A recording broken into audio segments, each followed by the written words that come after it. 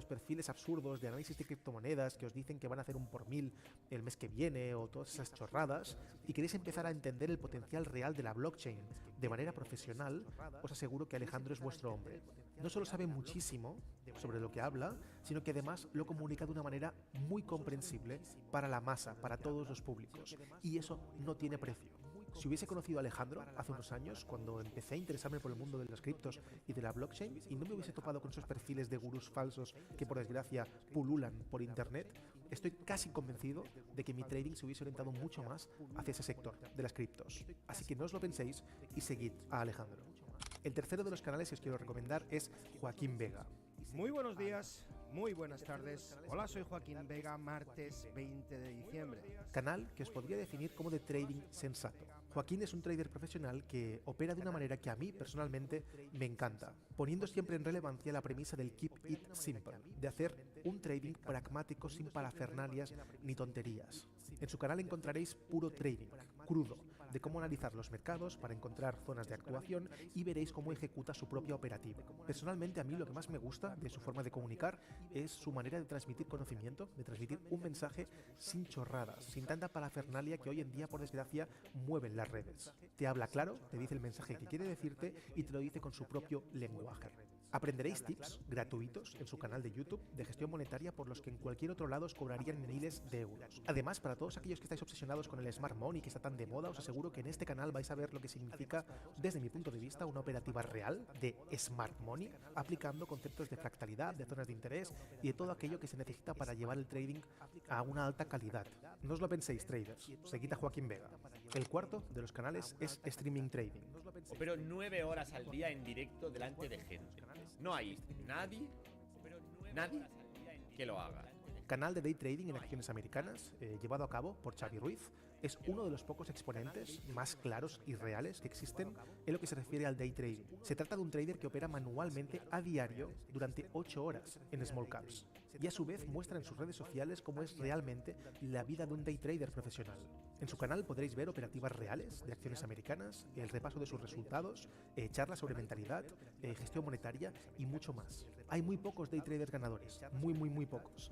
Y además que quieran compartir su información, su conocimiento en internet, todavía menos. Y Xavi, sin duda, con su capacidad comunicativa, su forma de entender los mercados y su operativa, que a mí personalmente me fascina, a nivel de momentum trading, es el perfil adecuado para que si queréis ser day traders, podáis aprender. Si hablamos de day trading en acciones americanas y de compartir información de calidad, no puedo dejar fuera de ese top a Eduardo Briceño. Yo tengo 7 minutos hablando y ahorita es que me acabo de dar cuenta que esto no está yendo live. Ok, yo lo que sé es de trading, compadre. Yo no sé de YouTube ni nada de esta vaina.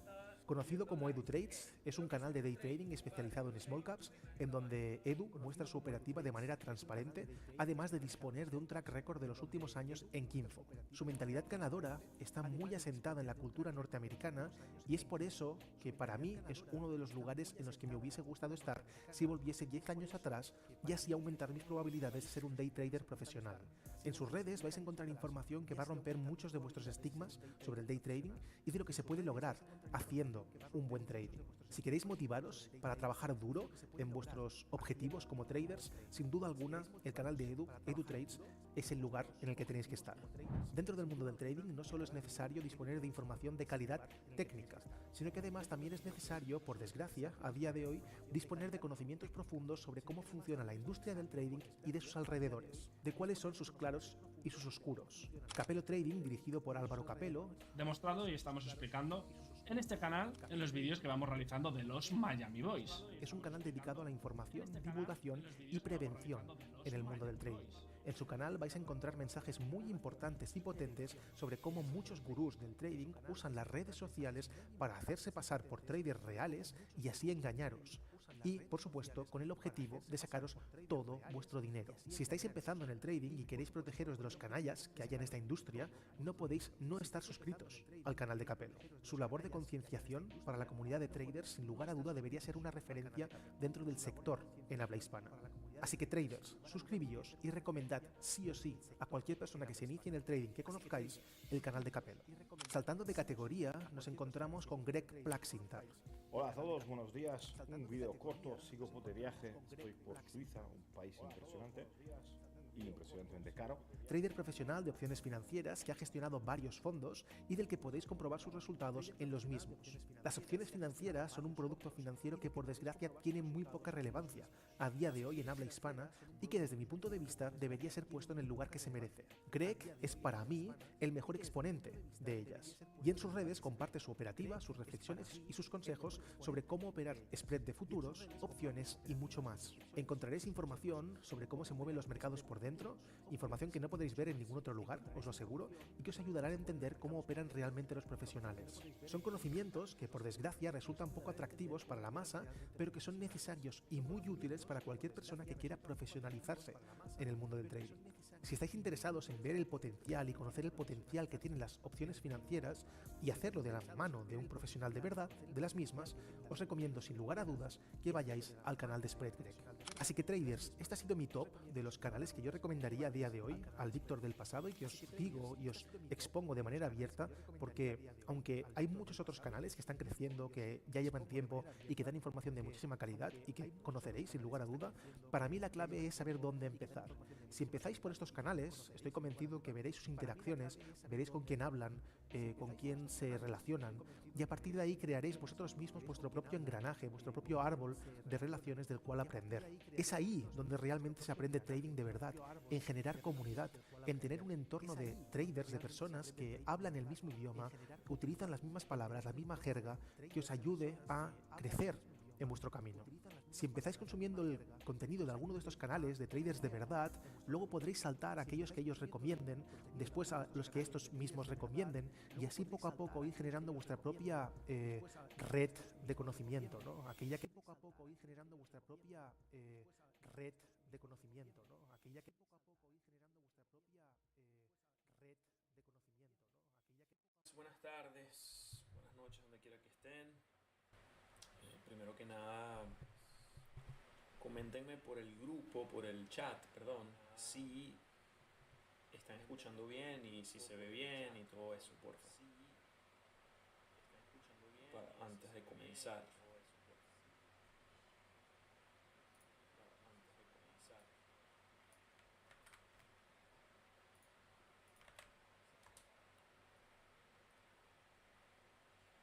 Avísenme si se escucha bien.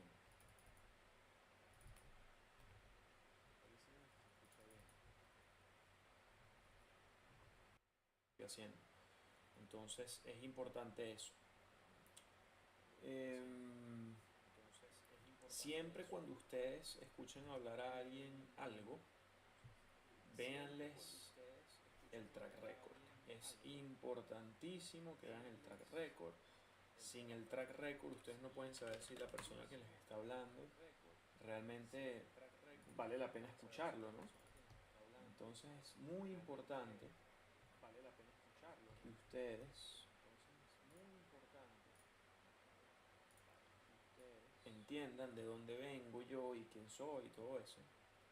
Esto es una plataforma que se llama Kinfo, donde tú puedes ver aquí el leaderboard de la gente. Esto está conectado directamente con mi broker y la verdad es una forma muy interesante de presentar el track record porque no puedes editar, no puedes hacer nada de esas cosas.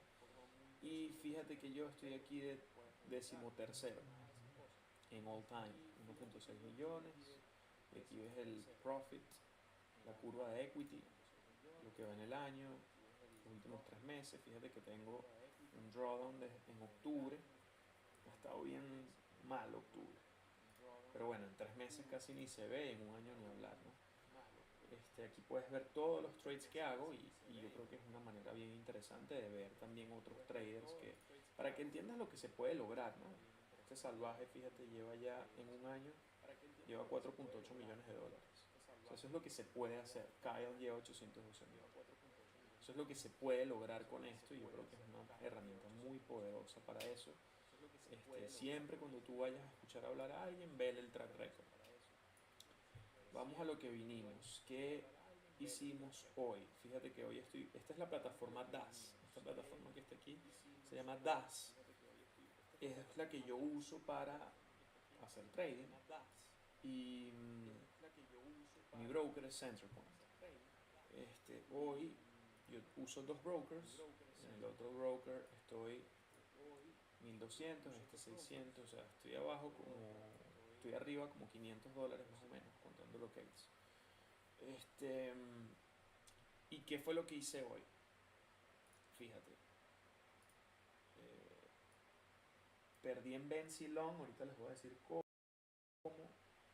Benzi, el mejor trade que hice fue Benzi Short, que fue en el otro broker. Benzi Short es creo que el mejor trade, la mejor oportunidad que ha salido, yo creo que en el mes, en mi criterio.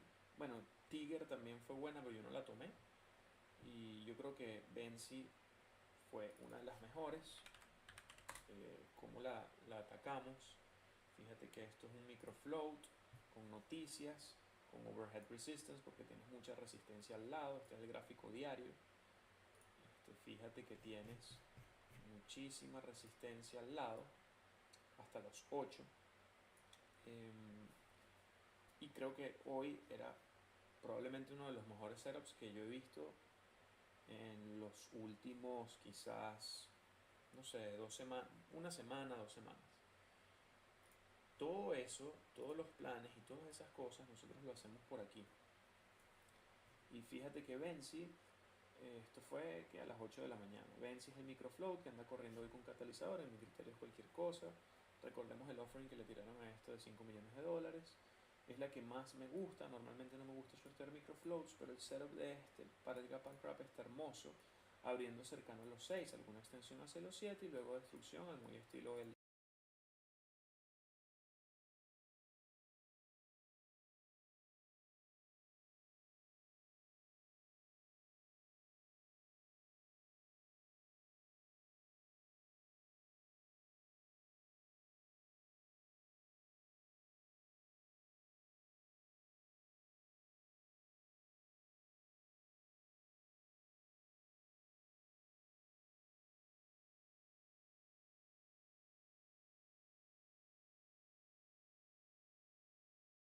darkness into the dawn. Kelly!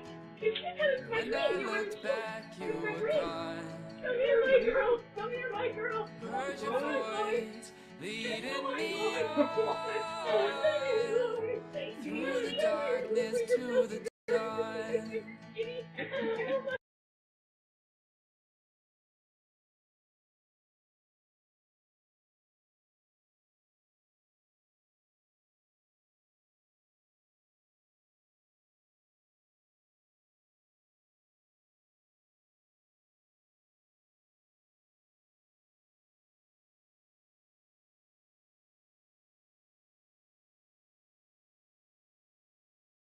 Estamos ao vivo? Mentira, não é ao vivo. Tô gravando esse vídeo aqui às 2 horas e 43 minutos de um quarto de hotel qualquer aqui na cidade paulista de São Paulo. Vim pra cá porque amanhã de madrugada eu tô indo pra Dubai e a gente vai fazer uma conexão aqui em Congonhas. Eu falei, não, vou ficar um dia em São Paulo, aproveita que eu já resolvo algumas coisas lá. Enquanto eu estava no aeroporto vindo pra cá, que meu voo foi meio-dia, cara, eu fiz alguns trades. E eu tava bem desanimado, eu confesso. Porque logo no início, né, ali por volta das 10 da manhã que eu comecei a fazer meus trades hoje, eu tava tomando um loss de literalmente 16 fucking mil reais. 16.610 reais. Tomei um loss no dólar de 26 pontos, tá? Eu tava operando com 5 contratos, perdi 26 pontos ali, já saí pra trás perdendo 1.300 reais. Depois eu inventei de comprar o índice, comprei 100 contratos de índice, eu perdi 765 pontos, tomando um loss de 15.310 reais. Eu pensei, meu Deus, será que a estratégia parou de funcionar? Será que eu devo procurar um outro método? Será que eu devo fazer um outro curso para aprender com uma outra pessoa? Será que eu devo procurar mais vídeos no meu canal no YouTube? Será que day trade não funciona? Será que trade não é pra mim? Aqui, olha que interessante. Perceba, eu tô ali com o meu loss de 1.300, depois eu tô com o meu loss de 15.300, e aí eu fiz um trade de também 700 pontos no índice, dessa vez com 200 contratos, e eu ganhei 28.549 reais. Depois eu fiz mais um trade no dólar, ganhei mais 1.900 reais. Se a gente for dar aqui um zoom nesses dois trades que se seguiram, né, logo após o meu loss, certo? De 15 mil reais. Que diferença fez o meu loss aqui embaixo de 15 mil reais se logo na sequência eu ganhei 28 mil? É isso que você tem sempre que ficar... manter isso em mente, cara. Não tem problema se tu perder dinheiro. O que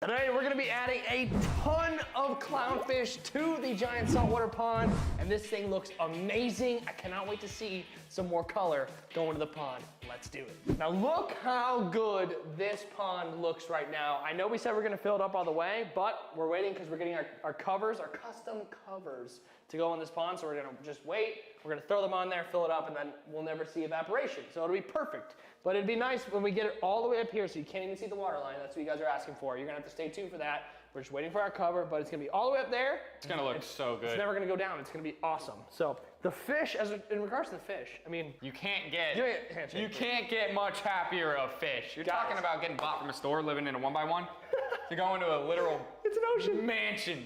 The fish are so happy. I'm so glad you guys are liking this series because I'm addicted to this pond. Every night I come out, I feed my boys. The fox face we've already fed a little bit, but as soon as I open that door, he darts to the glass because he knows I'm ready to feed him. So Jack's gonna throw some pellets in here and watch this guy just go crazy. He's already eaten. He literally hears the pellets hit the top of the water and he charges. Look at that thing. He's a topwater bass, bro. He is insane. And the little baby Sergeant Majors are like They're so awesome. personable. You guys want to see us go net a bunch of Sergeant Majors or something and throw them in like way more than this?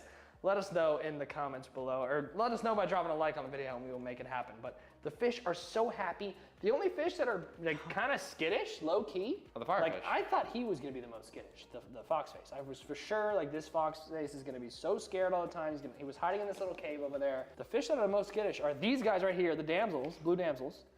The mollies I rarely see. They're always in the rocks, and the firefish are so. There's one firefish and they don't even hang together. The two firefish stay on opposite sides of the pond, which is really weird because they're typically schooling fish. You got that one that just went behind the rocks. He lives by the crushed coral, and then you got one that sits way in the back over there with the blue damsels. So maybe if we get a few more, maybe like 5 or 6 more eventually. We don't want to add too many fish all at once, really kind of space it out. But if we maybe get a few more, I think they'll be better off, schooling. You know what kind of firefish I want? I don't know what it's called. I think it's called the Hirachi firefish. I had one from my outside pond. It is the sickest fish. Is it purple? I'm sorry. I'm a sucker for firefish. Is that bad? That fish guy Chris likes firefish do be fire. Dude, they're sick. They're firefish. Best bang for your buck fish, I'm telling you. So in regards to the lights, right now, this is what we used before, so we're using these guys. It does light up the pond really nice, but we're in the process of getting some awesome lights just to hang down from the top so we can get the light. These lights like facing us, and then the lights hanging down from the bottom, lighting up the entire pond. The whole thing is, I want this water to glow like a light stick. That's what's gonna happen. Once you get the actual aquarium lights, like right now we're just using, what are these, LED? Just LED lights. Lights shining from the top and blue beaming down in this pond. Look at that. Is gonna be crazy. We just gotta be careful not to have them on too much because then we're gonna break out in algae galore. That would be a pain in the butt to clean this thing if it was just growing algae like crazy. But a good blue light is really gonna make a difference when viewing this pond. 100%. Like, it's gonna make the pond look not as green. It's gonna make it look blue. And you guys probably are noticing that Jack just said the pond looks a little bit green, but compared to what it was the last time we filmed and you saw this video, this is so crystal clear now. I don't even think it's that green. No, it's crystal. Jack said it was kind of insane. green, but compare this to anything that this has ever looked like before. This is so much clearer. You know why? I got a big thing of carbon like this big, threw it in the filter, clears the water up. So I'm gonna keep changing that every month.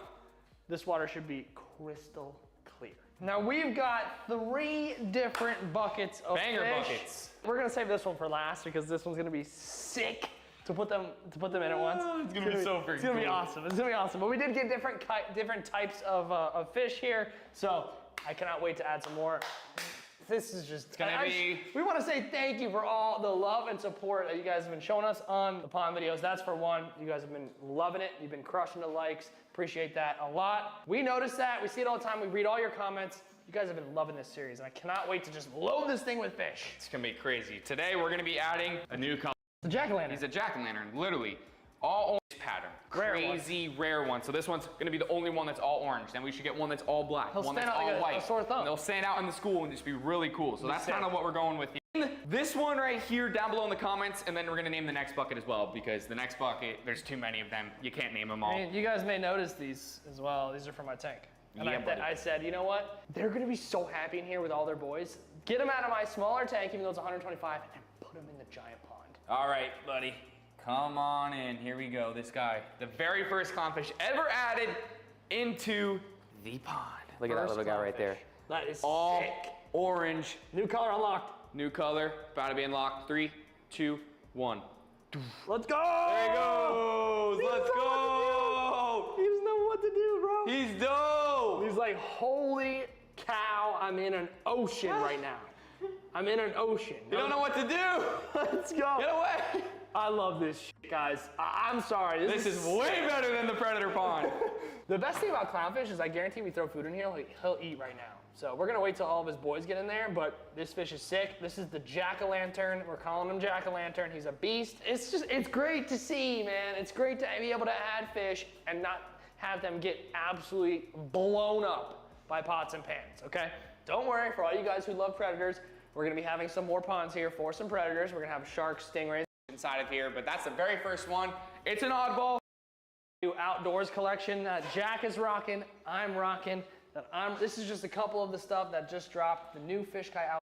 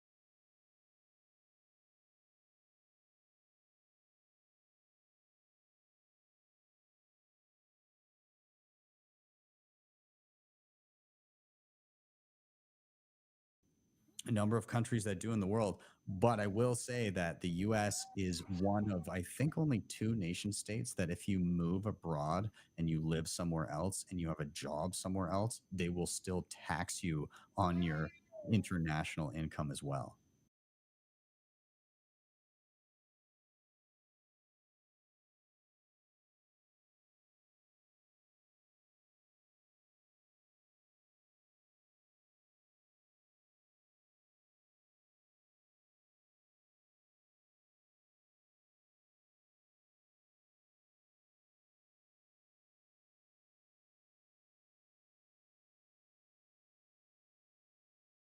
An animal resistant 4x8 for $25.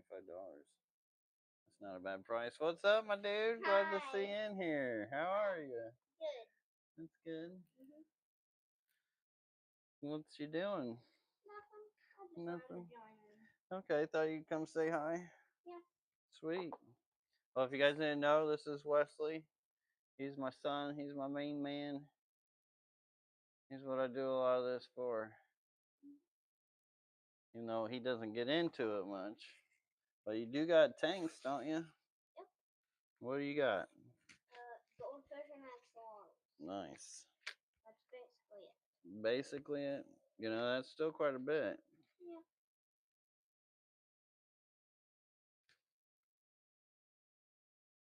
So you think you'll ever get into aquariums like your dad? Not really. Not really? Why not? I don't know. You don't know?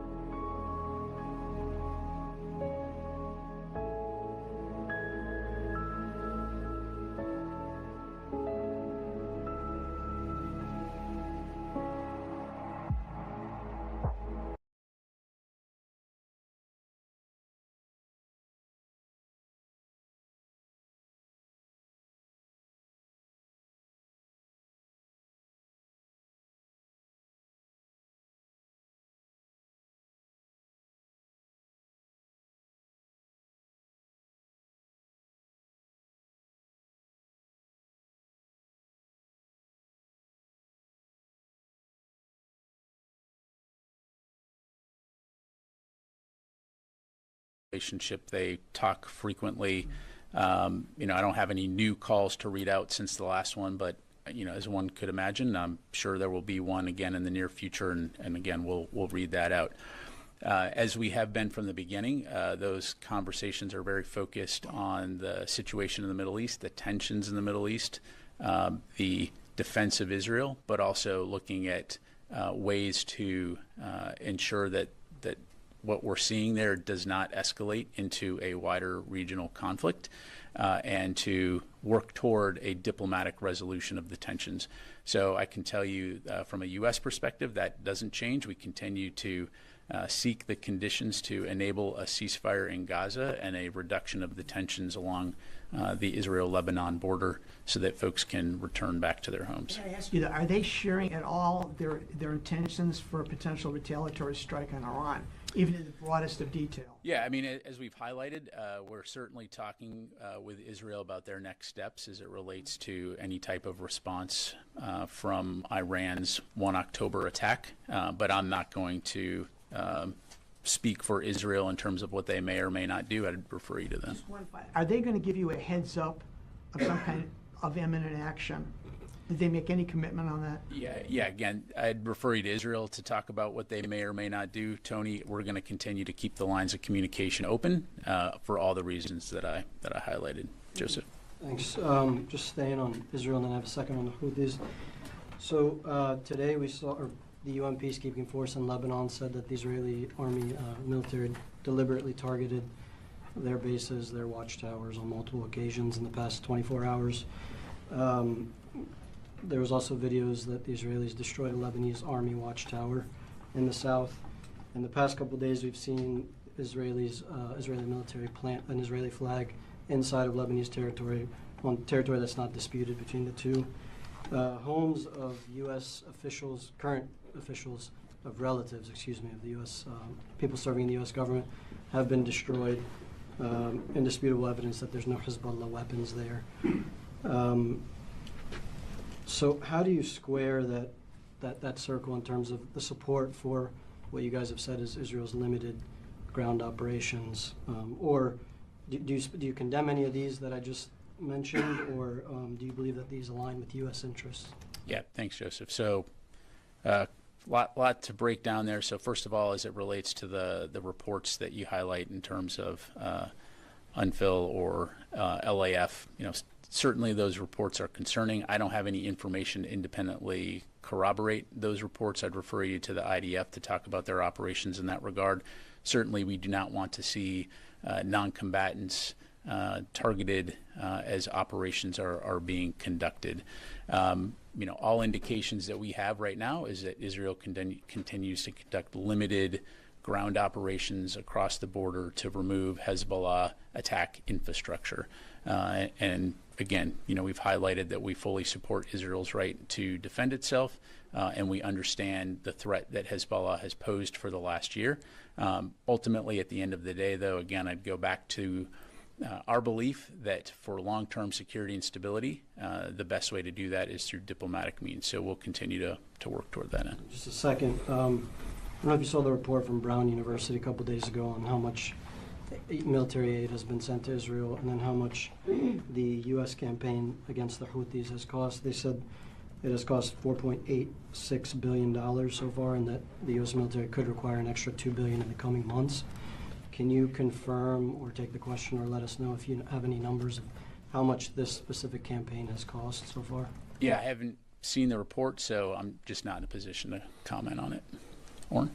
Has the Israeli Ministry of Defense or Minister of Defense Yoav Gallant reached out to reschedule the visit that was delayed from earlier this week, from yesterday? Yeah, so I don't have anything to announce in terms of potential rescheduled dates. I'd refer you to Minister Gallant's office to talk about when they may be available to do that. Certainly, we will welcome the minister. Should he come back to Washington, D.C. Regardless, as I highlighted earlier, Secretary Austin will continue to maintain open lines of communication with the minister and continue to frequently communicate with him. And then just a hurricane question quickly. On MacDill Air Force Base, SOCOM, CENTCOM, the base remains evacuated. Do you have a sense of whether the base suffered damage and to what extent as a result of Milton, and any reports of service member or family injuries as a result of Milton? So, we'll obviously have a lot more information in the hours ahead. I don't have any updates to provide you right now. I'd refer you to the Air Force to talk about the specific condition of MacDill Air Force Base. But, as we get more information, we'll definitely push that out. Let me go back over here, Fadi. You've been patient. Thank you, General. Again, you say that the Israeli operation is limited. The fact on the ground in Lebanon say something else. You're talking about limited incursion. What about the widespread airstrikes daily, including Beirut? What about what the UN just said, that almost a quarter of Lebanon is under forced evacuation? Let me put it this way. If Washington, D.C. is being bombed every night, 60 million Americans have to flee their houses, quarter of the nation. Texas is being targeted. Strikes in Washington State and in New York. Would you consider that a limited operation?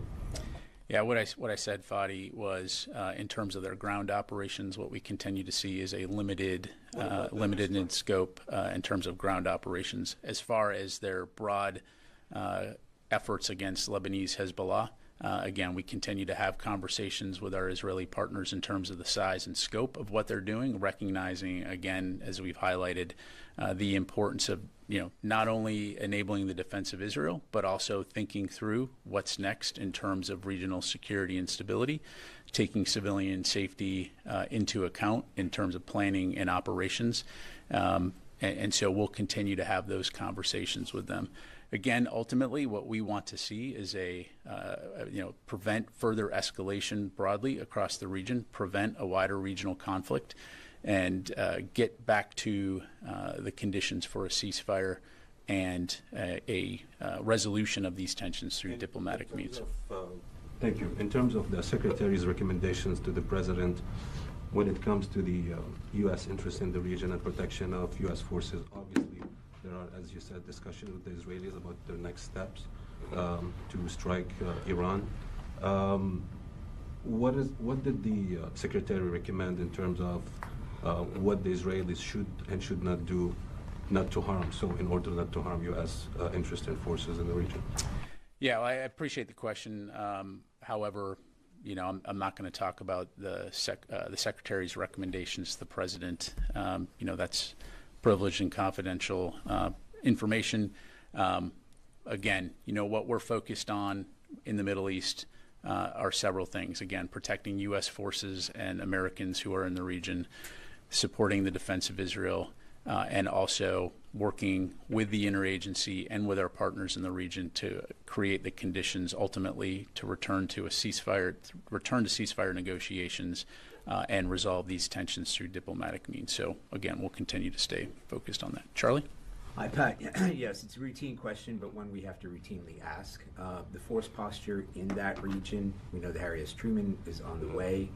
Is that playing into the calculus about the timing of the Israeli attack on Iran to make sure that, or to at least give the Defense Secretary the option of having two carrier strike groups in the region at the same time? Yeah, thanks, Charlie. I don't have any announcements to make in terms of force posture in the European Command or U.S. Central Command regions. As I've highlighted before, we have a significant amount of capability there already to enable the protection of our forces and respond to a wide variety of contingencies. So I'll just leave it there. Thank you. Yesterday, Minister Gallant said that the Israeli strike on Iran would be lethal and surprising. Is this something that you agreed upon? I don't have any comments to make regarding Minister Gallant's comments. Again, I've highlighted what we're focused on. I mean, the reason I'm asking, I would like to know if this department and the Israeli Minister of Defense are on the same page when it comes to the Israeli plan to strike back on Iran. Yeah, and again, I'm not going to speak for Israel about any operations that they may or may not take. As I highlighted, we continue to have conversations with the Israelis about next steps as it relates to any type of response from Iran's missile attack. But I'm not going to speculate, nor would I, again, speak for Israel on that. Wafa. Thank you, General. So, first clarification, since October 6th, there was no phone calls between Secretary Austin and Mr. Gallant. So for 4 days, there was no consultation or engagements between Secretary Austin and Gallant. The last phone call that they had was on Sunday. Yeah, October 6th. Mm-hmm. So since then, there was no. I don't have any calls to read out. But again, as I highlighted, don't have anything to announce today, but I'm confident that they'll speak again in the near future. And I have a follow-up on Joel's question. I know you said you didn't see the University Brown report, or you don't have any numbers, but can you explain why the Pentagon consistently declined to give or provide information details regarding the cost of U.S. assistance to Israel since October 7, 2023. How do you explain this lack of transparency to U.S. taxpayers on this matter, on this issue? Yeah, I mean, we certainly provide information to Congress as it relates to the security assistance that we provide to many countries around the world. As we've highlighted previously, I'm not able to provide a specific number, Wafa, other than to say we have provided billions of dollars in security assistance to Israel since Hamas's attack on October 7. And, as we have more information to provide on that aspect, we certainly will. And I just don't have any dollar figures to pass along to you today. Thank you. Yes, ma'am. All right, nice to see you again. General, I have two questions. North Korea recently fortified the border between North and South Korea. When North Korea declared for the fortification of the inter-Korean border, it notified only the United States, not South Korea, of its move. How does the Pentagon assess North Korea's intention? Well, look, when it comes to the security on the peninsula and our alliance with South Korea, that's something that we obviously take very seriously. We maintain frequent communications with our Republic of Korea allies. As for why the DPRK may choose to do something as it relates to communicating items like that, I'd refer you to them. Regardless, we have a very strong alliance with South Korea and will continue to work together towards security and stability throughout the region. Thank you. North Korea is intervening in the war in Ukraine by sending troops for Russia. Iran and North Korea are called the axis of evil. Are there any signs of military cooperation between Iran and North Korea in the Middle East war? Between Iran and North Korea? Yes. I don't have anything to provide on that. Janie, I have not seen anything to indicate that that's the case, but obviously, something we'll continue to keep a close eye on. Thank you. Let me go to the phone here. Constantine from military.com. Thanks, Pat. Just following up on Oren's question and broadening it out slightly, can you speak to whether any military facilities or bases sustained any damage as a result of the hurricane in Florida? And second question is, the Navy specifically sortied a few ships and a squadron and some sailors out of Florida. Are you able to offer any timeline as to when those assets will be returning home? Thanks. Yeah, thanks, Constantine. So for the most up-to-date information on that, I'd refer you to the services to talk about their capabilities. And I'm hesitant to speculate and provide something off the cuff in terms of the status of DoD facilities in Florida. I would say anecdotally, initial indications are, as I highlighted in the topper, that it wasn't the worst case scenario. In other words, there's some damage, but not extensive damage. But again, we need the time to be able to go in, have the teams make those assessments and come back with more detailed information. So I appreciate your patience on that, but I'm confident we'll have more up-to-date information in the very near future. All right, let's go to Chris Gordon, Air and Space Forces Magazine. Thanks, Pat, and I appreciate the full name. Can you confirm whether the Ukraine Defense Contact Group Summit is indeed going to be postponed at the Secretary of Defense and the Minister of Defense level? And I understand these summits are useful, but can you give us a sense of how much work is actually done by the UDCG in between these formal meetings? Yeah, thanks for the question. So, yes, the Ukraine Defense Contact Group that was originally scheduled for October 12th has been postponed. I don't have a new date and location to provide to you. That's something that we're working through, and certainly once we do, we'll provide that to you. But to your second question, there absolutely is a lot of work that happens in between the UDCGs. And that really entails the capability coalitions working through their co-chairs on identifying, developing, and delivering capabilities to the Ukrainians, both for their near-term and long-term defense requirements, as well as one of the things that Secretary Austin, for example, and our policy team do on a very regular basis is working through ensuring that Ukraine is able to get the security assistance it needs to defend itself. And so that entails phone calls, it entails bilateral meetings and discussions that are very frequent. And then, oh, by the way, don't forget, you've got the Security Assistance Group Ukraine in Germany that is also working with our international allies and partners to help facilitate the acquisition and delivery of those capabilities to Ukraine. So the Ukraine Defense Contact Group is an incredibly important forum for helping to synchronize and to ensure that we're sharing information and providing Ukraine support in a cohesive way, but is by no means the only mechanism by which we support Ukraine. Thank you. Take a few more. Let me go to Louis, and then I'll come back to you. Sure. Thank you. One question on Israel, Lebanon, and another on the hurricane. I remember that when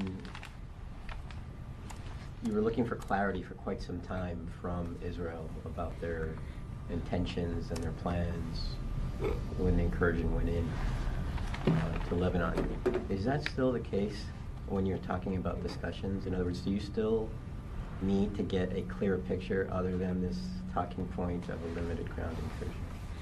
I'm not sure I understand your question. In other words, let's go back 2 weeks ago. Israel went in, and the talking point was we are wanting more clarity from Israel about what their intentions are inside of Lebanon, how long they plan to be there, how large of an incursion this will be. Is that still something that you're looking for answers for, or are you just taking at face value when they say this is a limited ground incursion? Well, I'm delivering to you the facts as I know them from multiple means, which I won't necessarily go into from the podium here. So what we do see is that Israel on the ground across the Lebanon border is conducting a limited operation to root out and remove attack infrastructure.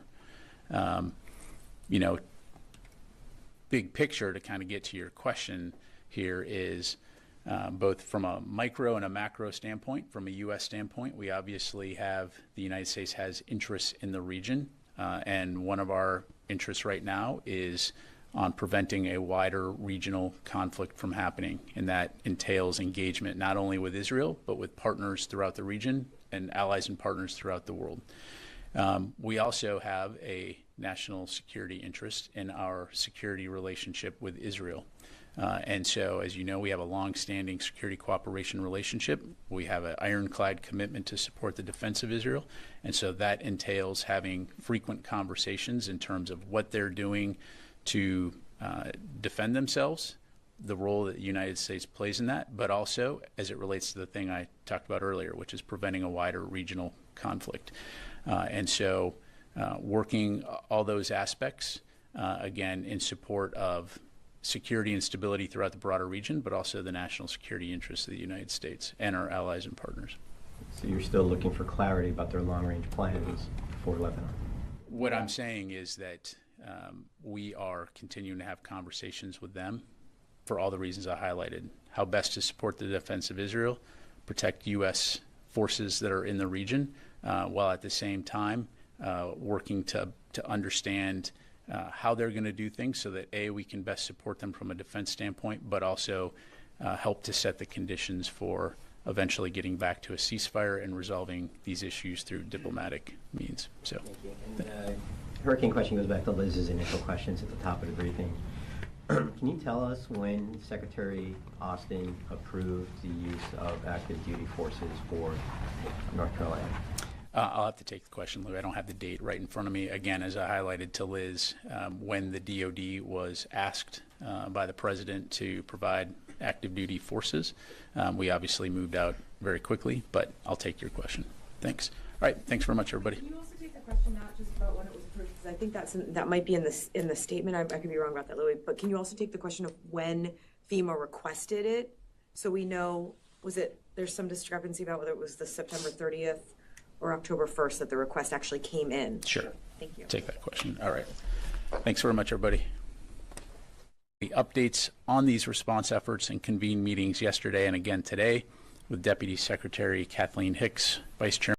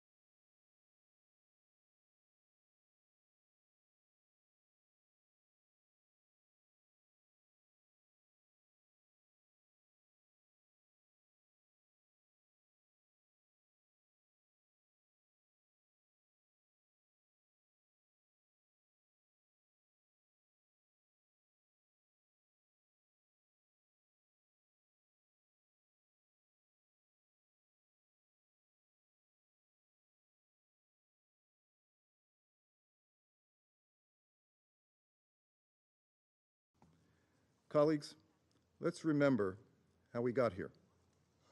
For far too long, Hezbollah threatened the security of both Israel and Lebanon. With financial and material support from Iran, Hezbollah built up its forces in plain sight, in blatant disregard of resolutions 1559 and 1701, and in direct threat to Lebanese sovereignty and political independence. And then, on October 8, 2023, Hezbollah opened a northern front against Israel in solidarity with Hamas. Not one of our governments would be idle in the face of rockets raining down on our citizens. Not one of our governments would allow terrorists to displace tens of thousands of people indefinitely. Both innocent Israelis and Lebanese have been forced to flee in pursuit of safety, leaving behind all that they've known.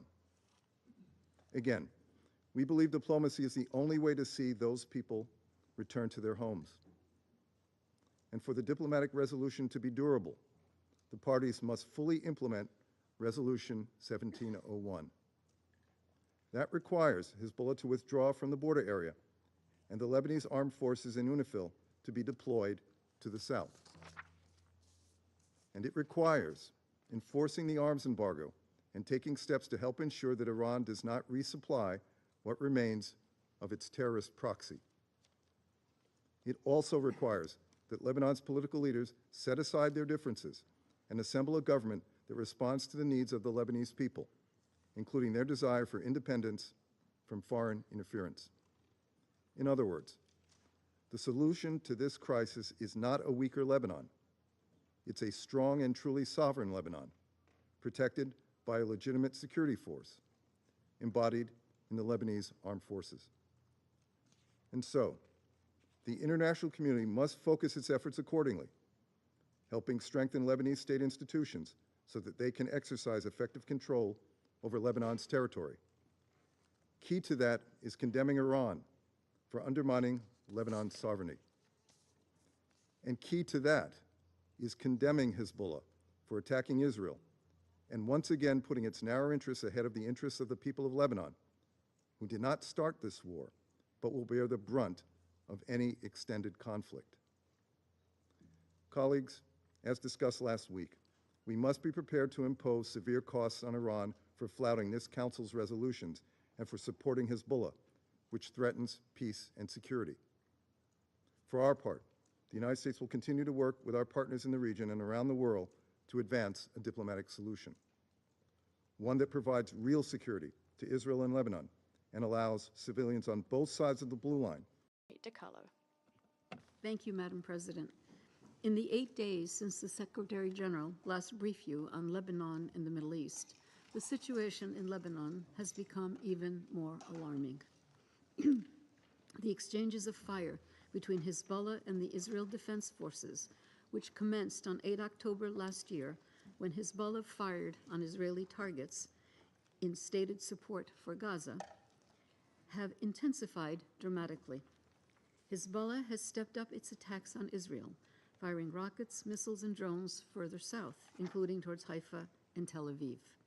Israel responded with attacks now across Lebanon, including in the capital Beirut, striking hundreds of Hezbollah targets, many in densely populated areas, and causing widespread destruction, displacement, and suffering.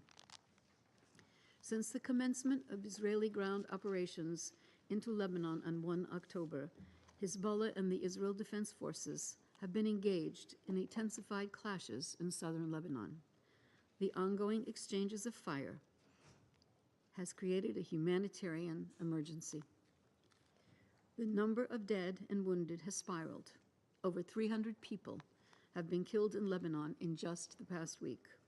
Since 8 October last year, the number of dead is now over 2,000, according to Lebanese Ministry of Health. Hundreds of those killed were civilians, including more than 100 children. Lebanese armed forces personnel have been killed, with 3 fatalities in the past week. Israeli soldiers have also been killed, including at least 12 on Lebanese territory since 1 October. Over 600 people have been displaced in Lebanon, 250,000 people since last Wednesday. The vast majority are women and children. A quarter of Lebanese territory has been placed under so-called evacuation orders issued by the Israel Defense Forces, affecting more than 100 villages and neighborhoods, with the IDF giving people as little as 2 hours' notice to vacate their homes, often in the middle of the night. Around 250,000 people, including Lebanese and Syrians, have fled into Syria. Tens of thousands more have departed through Beirut airport. Lebanon's health sector is under immense pressure. Many hospitals and centers closed following airstrikes hitting healthcare facilities and personnel. The flash appeal, launched last week, requests $425 million to assist 1 million people over the next 3 months. I urge member states to support this request, and I thank those of you who have already given or pledged aid. In northern Israel, the civilian population is also enduring repeated attacks from Hezbollah and other non-state armed groups in Lebanon and the region. Over 50 people have been killed and more than 60,000 have been displaced in Israel and the Israeli-occupied Golan Heights since last October, disrupting lives and livelihoods. The devastating conflict in Lebanon, coupled with intensified strikes in Syria and the raging violence in Gaza and the occupied West Bank, points to a region dangerously teetering on the brink of an all-out war. Madam President, our collective inability to stop the violence and stem the bloodshed is damning. Hezbollah and other non-state armed groups must stop firing rockets and missiles into Israel. We urge Israel to stop its bombardment of Lebanon and to withdraw its ground forces. The parties should seize the diplomatic options put on the table before them, not the weapons by their side. The United Nations welcomes the continued efforts of member states in this regard.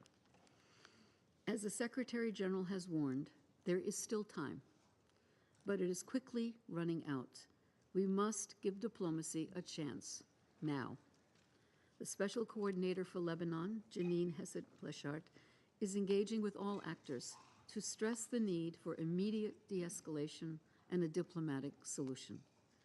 The parties must commit to a return to a cessation of hostilities and the full implementation of Security Council resolutions 1559 and 1701. The Lebanese state must have control over all weapons within its territory. We have seen what happens when it does not. The political impasse in Lebanon is approaching 2 years. At this time of crisis, I urge Lebanon's political leaders to take resolute steps towards addressing the vacuum. The state sovereignty and territorial integrity of both Lebanon and Israel must be respected. Obligations under international law, including international humanitarian law, must be upheld. In this regard, distinction must be made between civilians and fighters, and between civilian infrastructure and military objectives. Civilians and civilian infrastructure must not be targeted. Indiscriminate and disproportionate attacks must be avoided. Humanitarian personnel, medical workers, and journalists also must not be targeted. UN personnel, including the brave peacekeepers along the Blue Line and members of the UN family working under such dangerous conditions across Lebanon, must be protected. We need to invest every effort to reverse this cycle of violence and bring Lebanon and Israel and the region back from the brink of catastrophe. Thank you, Madam President. I thank Ms. DiCarlo for her briefing. I now have the pleasure of giving the floor to Mr. Jean-Pierre Lacroix. Thank you, Madam President. Madam President, members of the Security Council, as you just heard from the Secretary General DiCarlo, the situation in Lebanon and in the region is indeed increasingly alarming. The Israel Defense Forces ground operation in Lebanon that commenced on the 1st of October of this year, following a month-long sequence of exchange of fire across the Blue Line, are ongoing as intense air bombardment continues across the country. Much of southern Lebanon, UNIFIL's area of operation, is now uninhabited and increasingly uninhabitable. Israel's stated aim is the return of inhabitants to their northern communities after 1 year of fear, 1 year of displacement. Hezbollah continues to fire across the Blue Line and is now threatening major population centers, including Haifa and Tiberias in Israel, with increasingly high-caliber weapons. This is a clear demonstration of the presence of unauthorized armed personnel, assets, and weapons south of the Litani River, in grave violation of Resolution 1701. Since the 23rd of September, with the launch of the Israel Defense Forces Operation Northern Arrows, UNIFIL has, as of 8th of October, detected 5,451 trajectories from south to north of the Blue Line and 610 air attacks by the Israeli Defense Forces. In this same period, UNIFIL has detected 1,385 trajectories from north to south. Notably, each trajectory may represent multiple projectiles, and UNIFIL cannot detect some projectiles, such as those fired by portable anti-tank launchers or light weapons. Since the 1st of October, there has been fierce clashes on the ground with at least 12 Israeli soldiers and scores of Hezbollah combatants reportedly killed. UNIFIL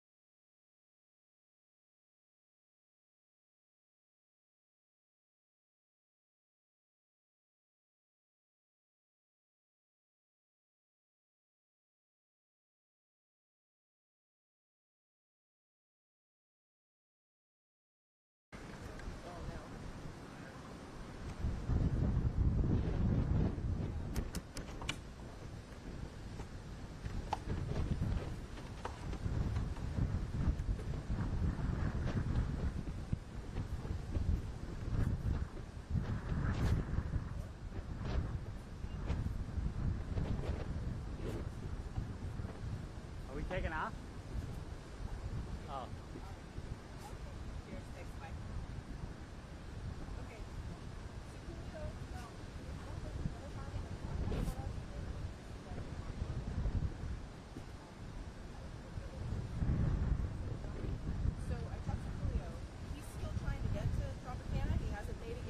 They wouldn't let him through bridges. He had to go all the way around north. But that's who's on it.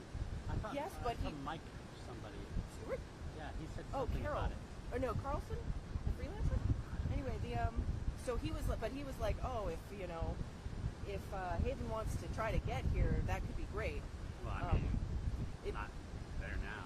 No, yeah. but he's not made it there yet. Let me see what the It just seems like the number one thing that. Well, yeah, but let me check because we have two cars, so we could split up if we need to, and you could go back there because like we're not really worried about having to afford water or any of the things, the power lines like we were worried about. So we really don't need like to compare it. Well, what do you want to do? I'm along for the ride. Yeah, like let me check how long is that. I mean, the Skyway Bridge is open, so you don't have to go back around. You can go up the Skyway. Like words for that, you know, I mean, it's more like a visual. So I don't know. Break away or not.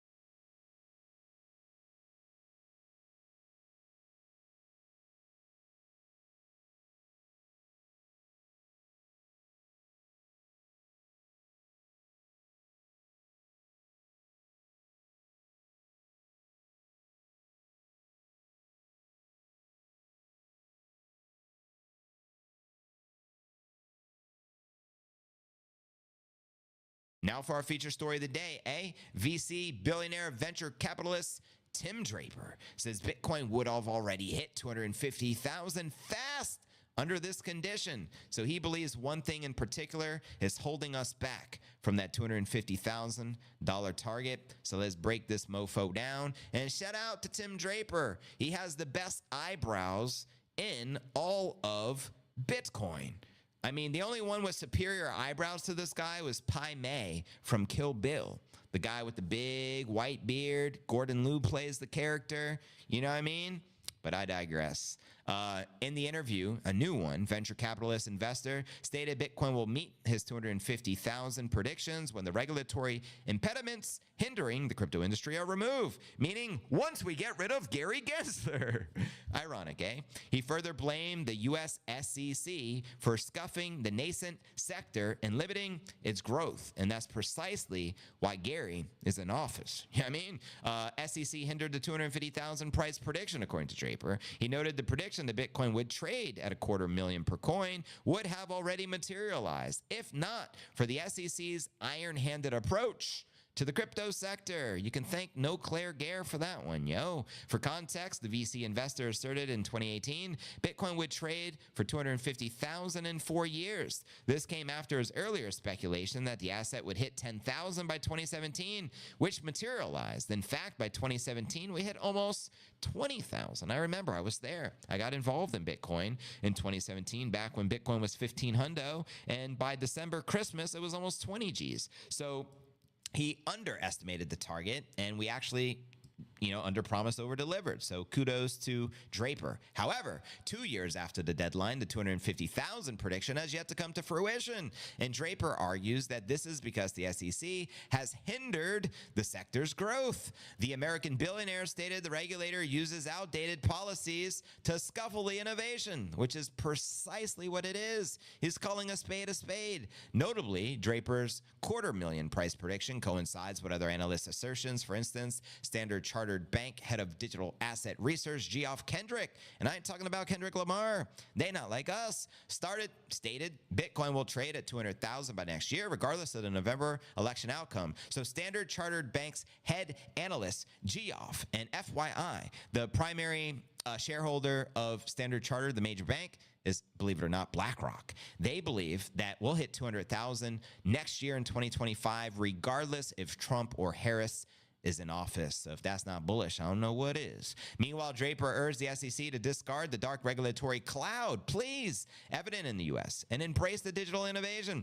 The VC investor warned the innovation will move abroad, exactly what it has been doing in El Salvador if the U.S. fails to create an enabling environment for the crypto. Draper noted that cryptos should be treated as other assets. And according to him, digital assets should have clear regulations like other asset classes if they are genuinely considered currencies. Meanwhile, the venture capitalist investor stated that the ill regulation of the cryptocurrencies would cost the SEC chair, Gary Gensler, his job. In fact, in the interview, Draper noted Gensler has mismanaged the crypto sector and it would lead to his removal. You're fired, Gary. I can't wait for Trump to say that. Notably, Draper is not alone in his assertions against Gensler's removal. Key crypto players like Ripple boss Brad Garlinghouse and Skybridge managing partner Scaramucci have noted the SEC chair will be out of the job regardless of the outcome of the November election. Nevertheless, the November U.S. election has been tipped to substantially impact the Bitcoin price.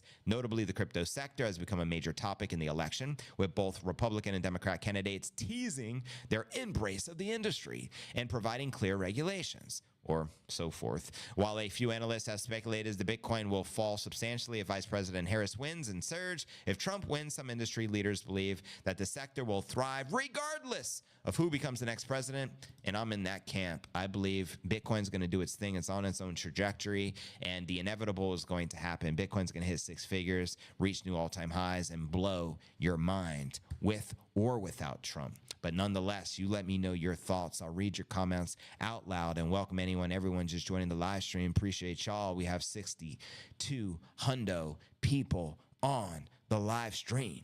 Make some noise for that.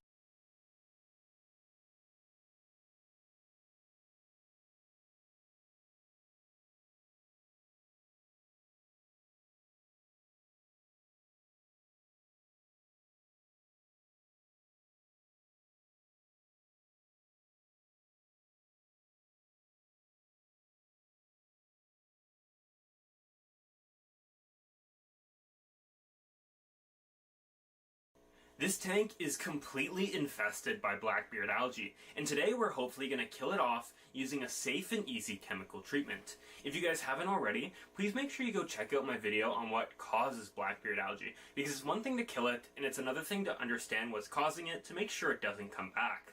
It's important to check that out because even if you do this chemical treatment, it doesn't necessarily mean you fix the underlying cause. So sure, you can kill it, but that doesn't mean you won't just get it again a couple weeks or months later. So it's important to understand blackbeard algae and what causes it. Now in the past, I've used countless different chemical treatments in an attempt to get rid of this algae. Now, a lot of them don't work well, and there's one common problem I've had with all the different treatments I use, and it's that they're not selective towards algae only. If you add too much, there's a chance they're going to harm your shrimp, for example, or other invertebrates, and your plants as well, so you have to be very careful with them. Today we're using APT Fix. Now I'm not sponsored by these guys, but I think it's a really interesting product, and I'm super excited to be testing it out for the first time. Correction, sorry guys, we're using APT Fix Light. Now this is a super interesting product, and I did a lot of digging trying to figure out how it works because I'm a scientist and that's what's interesting to me. So according to the 2 Hour Aquarist website, it is a mix of carboxylic acids. Now that's not really important, but what's important is that they are selective towards algae. So this stuff won't be able to harm your plants, but it'll be able to get into algae and basically take it off. On the website it promises it's also going to not harm sensitive things like moss and other sensitive plants like Bucephalandra, which is super important because there's no other product on the market that you can use on your moss and other sensitive plants without running the risk that you're going to kill it off completely. Now, you can't trust everything you read, so of course I'm going to test this and dump a bunch straight on my moss and see what happens so you guys don't have to deal with the consequences. So today we're going to be dosing my 20-gallon long shrimp tank. Before we start, we're going to turn off the filter. It comes with a little pipette for spot dosing, and you can add 1 milliliter per 10 liters of water. So for a 20-gallon tank, I can add about 7.5 milliliters. One of the great things about this product is it will naturally be completely broken down by bacteria within 24 hours. So this means after 24 hours, if I haven't noticed any change, I can go in and dose this stuff again without running a risk to my tank. So let's now see if APT Fix Light lives up to the hype. Hopefully it won't completely kill off my moss, and hopefully all the blackbeard algae is gone within a couple of days, but I'll update you guys and we'll see what happens. At this point, it's been a full month since I started working on this video, and it's not because the APT Fix Light wasn't working great or took a really long time to do its job. That's not the case at all. I just got a little busy with school, things started ramping up, and I had to put this project on the back burner. But the APT Fix Light worked super well and extremely quick, like almost instantly. So let's take a minute to talk about how good this stuff worked. Within a couple of minutes of dosing APT Fix Light, I noticed that the algae would change from a dark black color to a bright red color, signaling it was dying almost instantly. This took a little bit to happen, but after a couple of days, this bright red had switched to a white color.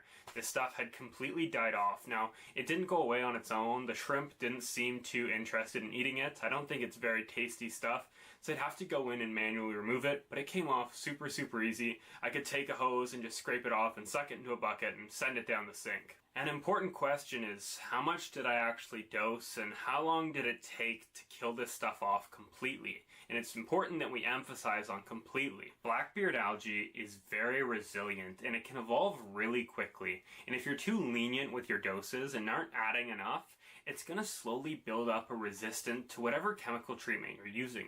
So you have to be very careful to do this quickly and make sure you take care of all of it. Now my tank is completely infested. It's a 20 long, there's a lot of surfaces, and this blackbeard algae is all over the place. It's roughly 75 liters, so I can dose 7.5 milliliters a day, and that's just not nearly enough. So how am I going to take care of all of this algae and do it safely? What the APT site recommends is if you're going to use a bigger dosage and that isn't enough, it recommends doing it on a day you're going to do a large water change afterwards. So I did 3 times the dosage of 7.5 milliliters on my 20 long and did a 30% water change afterwards and found this was fine and there was no effects on the shrimp and sensitive plants in my tank. After that, this product will degrade naturally after 24 hours. So after every 24-hour period, I went in, checked the tank, looked for any areas that weren't turning red, signaling that the blackbeard algae was dying, and rehit those with the 7.5 milliliter dose to get rid of all of the algae and make sure it was all treated. Now, I mentioned at the beginning, one of the big pros of this product is it's 100% safe for invertebrates and sensitive plant species. So in this tank I have flame moss, and I really wanted to put that to the test. So after every time I dosed this, I added an extra milliliter directly onto my flame moss to see if it would have any sort of effects on it. I did 4 dosages total, 1 large 3x dose on the first day and then a large water change afterwards, and then 24 hours after that I did 3 7.5 milliliter doses, each a day in between each other. And each time I did a dosage, so 4 times total, I also added a little bit to the moss to see what would happen. And throughout this whole thing, there was no adverse effects at all on the moss, and it's still perfectly healthy and thriving in my tank, which you won't see with any other chemical treatment. Like I mentioned, not sponsored, but still. Thank you guys so much for watching. This was Kelm's Fish Tanks. I hope you guys enjoyed, and I'll have more content coming up for you guys soon. This product will degrade carbox interesting products. Now, I'm not sponsored by these guys, but I think it's a really APT fix. Now, I'm not sponsored by these guys, but I think it's a really interesting product, and I'm super excited to be testing it out for the first time. Correction, sorry guys, we're using APT Fix Light. Now, this is a super interesting product, and I did a lot of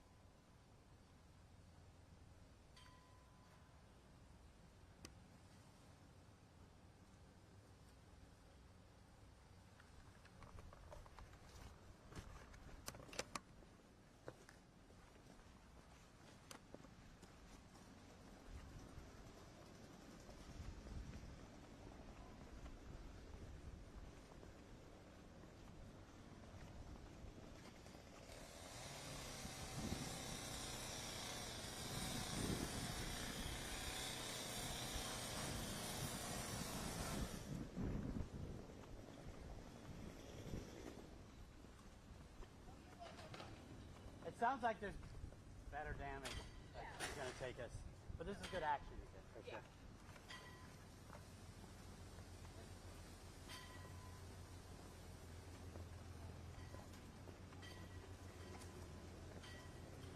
Do you mind if I sit in the front so that I can...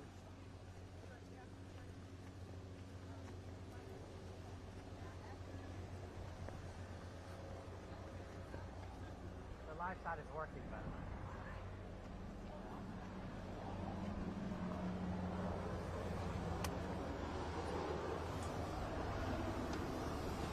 One of y'all happen to have an iPhone charging cable with you? She has one back. Do you have one in your car? In my car, not on my... I did, but it's possible I took it out yesterday. And Jeremy, what is your last name? Roberts, Roberts. First name is Jeremy, Jeremi.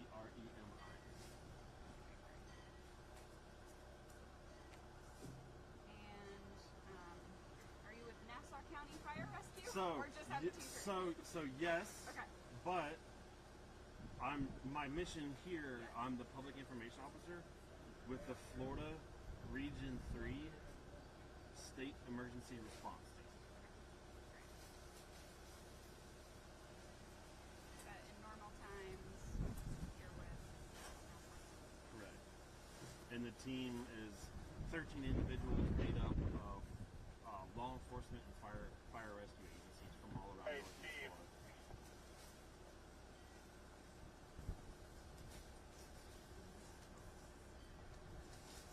Go first, Steve. Senior, plug test.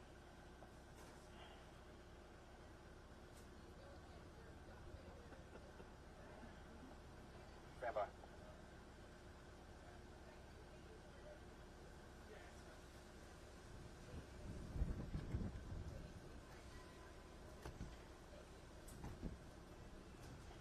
Should be in the back of that UTV that's in front of the generator for the police station.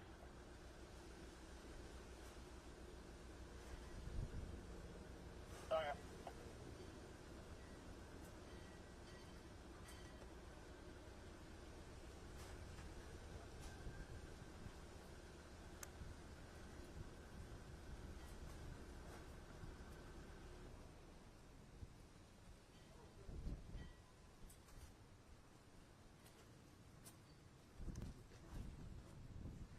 Ready for the next stop. That was good. Some good action. Yeah.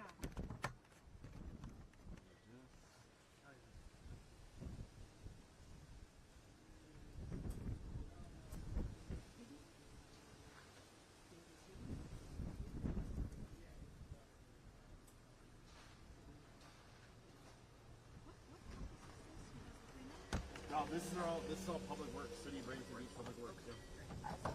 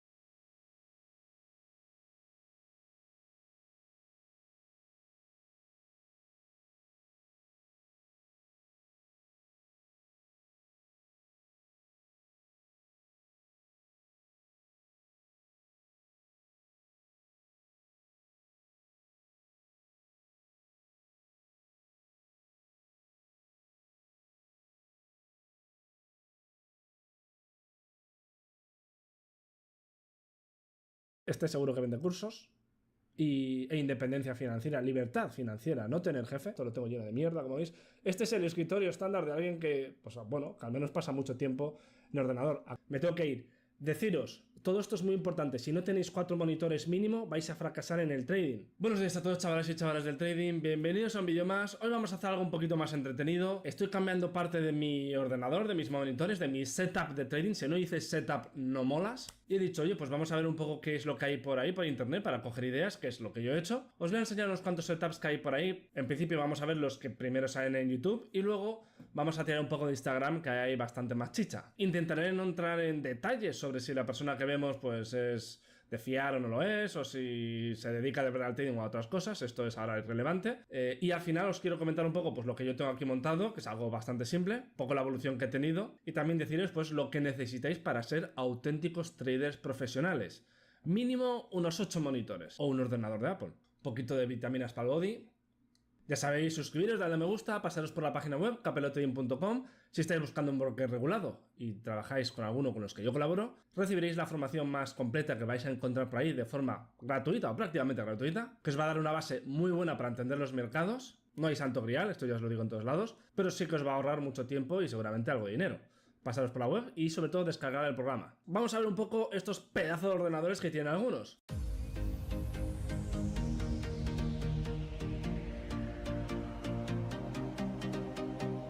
Lo primero, vamos a YouTube y vamos a hacer una búsqueda de Trading Setup, a ver qué nos sale. No sabemos, Trading Setup. Y aquí ya nos salen unos cuantos. Yo ya los tengo seleccionados, no los he visto, pero vamos a verlos juntos. Voy a pasar rápido, vamos a ir al grano, ¿no? Lo que son los monitores y el ordenador. Pero aquí lo que yo he hecho ha sido ordenarlos por número de visualizaciones. Y aquí nos sale pues este, por ejemplo, que tiene 18.000 pantallas. Ahora vamos a ver de lo que es. Este me ha estado saliendo muchísimo tiempo de Fit Traders, con 1,6 millones de visualizaciones, nada mal, en menos de un año. No parece gran cosa, pero el vídeo ha gustado. Aquí nos sale Humble Trader, que nos sale luego por todos lados, madre mía, sale hasta en la sopa. Y bueno, vamos a ver los que yo tengo por aquí pillados. El primero es este de Albert Ding, que no tiene mala pinta. Tiene 4 monitores de la marca BenQ. Bueno, bastante estándar, lo tiene con su soporte, o tipo soporte B, entiendo. Sus altavoces por aquí, bastante ordenado, bastante currado. Su micrófono por arriba. El portátil abajo, tiene un monitor numérico extra, 2 ratones, un ratón para el portátil y otro para el ordenador grande, entiendo. Tiene la típica mesita con todo el tema de gestión de cables por aquí, esto está currado, yo no lo tengo, si veis lo que hay aquí debajo flipáis. Bastante ordenado, la verdad, tiene ahí unos bloques de hormigón que no sabemos para qué, y la típica mesa que se eleva de altura. Próxima adquisición de Capello Trading. Tiene aquí su hoja de hacer trampas, ¿no? Su cheat sheet, que, bueno, pues lo que equivale en dólares el stop, y imagino que este sea el tamaño del número de acciones. Teclado mecánico, un keycool, como lo llama él. Esto para mí es un teclado numérico que lo puedes encontrar en cualquier parte. Igual me equivoco, dice que es difícil de encontrar, pero bueno, yo no le veo ningún misterio. Tienes en cualquier parte, pero bueno, quizás sea algo especial, ¿vale? No lo sé. Aquí tiene su ratón de crosshair y el típico gestor de luces de los LEDs, que yo tengo uno pequeñito, pero bueno, no lo pongo nunca. Ese de ahí detrás que veis es táctil. Bueno, un setup normal, bastante guay, bastante elegante. Simple, aunque sí que tiene bastantes cosas, pero en general es bastante simple. Creo que no, por estos monitores BenQ parece que ya tienen tiempo, no deben ser muy caros. Teniendo en cuenta que es de 2017, que tiene ya 4 años el vídeo, pues bueno, no está nada mal. Tenemos aquí este vídeo que hizo Patrick Whelan, que es otro youtuber que creo que está un poco de lado, no sé si sigue haciendo cosas. 156.000 suscriptores, con la leyenda Stephen Kalajian o algo así. Este tío yo lo he visto muchas veces, creo que tiene algún tipo de empresa, de proveedor de servicios de noticias o cosas así, por eso tiene lo que vais a ver. Esto, una sala con 18.000 pantallas, todo bien puestito, 28.000 cámaras, la bandera de Estados Unidos detrás para que haya mucho profit. Fijaros, no sé si lo veis aquí abajo, la cantidad de ratones que tiene para gestionar todo. Aquí debe tener pues de 4 o 5 ordenadores mínimo, sobre todo porque un ordenador no te da para enchufar tantas pantallas. Yo, por ejemplo, tengo hasta 3, creo que podría ponerle hasta 4. Seguramente hay adaptadores para ponerle más, pero igual la tarjeta gráfica te acaba petando. Este es Patrick Whelan, que creo que hace o hacía acciones. Y nada, pues como veis, esto lógicamente ya os digo, no es un setup de trading. Esta persona igual hace sus cosas, pero por lo que he visto y demás, tiene como ya he dicho, un servicio de algo de información. Y por eso está todo el rato ahí pegado. Y yo creo que cada 10 minutos que pasa delante de esas pantallas pierde un año de vida. Pero bueno, así que se consigue moreno flexo, ¿no? Está el Joseph Barram, moreno de estar en la playa corriendo y en Ibiza tomando unas caipiriñas. Y luego está el moreno flexo, que es el que tiene este hombre, que está un poco moreno, pues es el moreno de los monitores. Esta radiación, la verdad, bastante guapo, tiene aquí más gente al parecer, pero esto no entra dentro de un setup de trading. Este es el vídeo que os he comentado, de que ha salido muchísimo en recomendaciones, tiene ya 2 años y se ha puesto, pues lo ha petado. Nos enseña aquí un poco de la casa y este es la oficina está guay, la tienes, para mi gusto, es elegante, simple, sencilla, con cosas tutti. Y el escritorio bastante simple, como veis, 2 pedazos de monitores, ambos curvos. A mí me parece, el problema que tengo con estos monitores, que voy a coger para aquí uno y otro también, algo así, ahora os enseñaré mi setup, es que son demasiado largos y poco altos. A mí me gustaría un poquito más alto, quizás no tan largo, pero esto es para gustos. Lo tiene todo ahí bien ordenadito, con su micrófono, su ordenador, un teclado, un ratón, no necesitas más. Su silla de gaming o de racing o lo que sea, y su MacBook para apoyar el café, supongo. Todo muy limpio, la mesa está guay. Importante tener ahí al toro y a los lobos, si no, no ganas. A mí me gusta el setup, bastante limpio, bastante cómodo, sin historias, sin líos. Yo aquí tengo 1000 historias que quitaría casi todo, pero al final, bueno, pues lo uso ahora con el tema de las cámaras, micrófono, todo. Pero me ha gustado. YouTube, las maravillas de que tenga 1.700.000 visitas, pero es verdad que también que te enseñen la casa y todo esto a la gente le gusta, ¿no? Un walkthrough o como sea, enseñar tus cosas, básicamente. Por cierto, si queréis podemos hacer un vídeo reaccionando a los vídeos más populares de un día en la vida de un trader, que hay muchos vídeos de estos en YouTube, que se llaman A Day in the Life of a Forex Trader, por ejemplo, o un día en la vida de un trader de acciones, ¿no? Que esto habréis visto mucho. Yo he visto, pues porque como entretenimiento está genial, otras cosas que la persona detrás me inspire confianza, pero bueno, vamos a ver el siguiente. Aquí tenemos al pelirrojo más famoso de internet, a Ross Cameron, conocido por ser un gran trader con resultados auditados y que tiene una sala de trading probablemente de las más grandes del mundo, a raíz de la cual gana 300 veces más que lo que gana con su trading, pero también gana mucho con su trading. Y también se comenta que hace front running a sus clientes. No vamos a hablar de ello, ya he hecho vídeos sobre esto. Y este tiene aquí un buen tinglao montado, pues te ganará varios millones al mes, entre todo. Esto es un poco, bueno, pues aquí veis cómo tiene configurado él con Lightspeed, con su broker. Pero yo pensaba que íbamos a ver un poquito de chicha. Pues no nos ha enseñado. Vaya, caca, mal, Ross. Pero bueno, tiene 2, 4, 6. Imagino que otros 2 monitores por aquí, quizás otro más. Tiene un portátil ahí. Ahí abajo parece que tiene, abajo aquí, detrás de mí, que no lo veis, parece que tiene un stream, no sé si eso es un stream deck, quizás sea un teléfono o algo raro. Imagino que tenga también la típica fuente de energía externa, por si se le va la luz, todo esto está abajo, tengo que pillármelo, la verdad. O sea, me gusta el tema de los montajes, como tiene puesto, que además te envuelve todo. Eso es bastante guay. No es necesario, ni mucho menos. Aquí tenemos al antiguamente conocidísimo Cameron Fowles, que lo dejó todo y ahora ha vuelto a las andadas.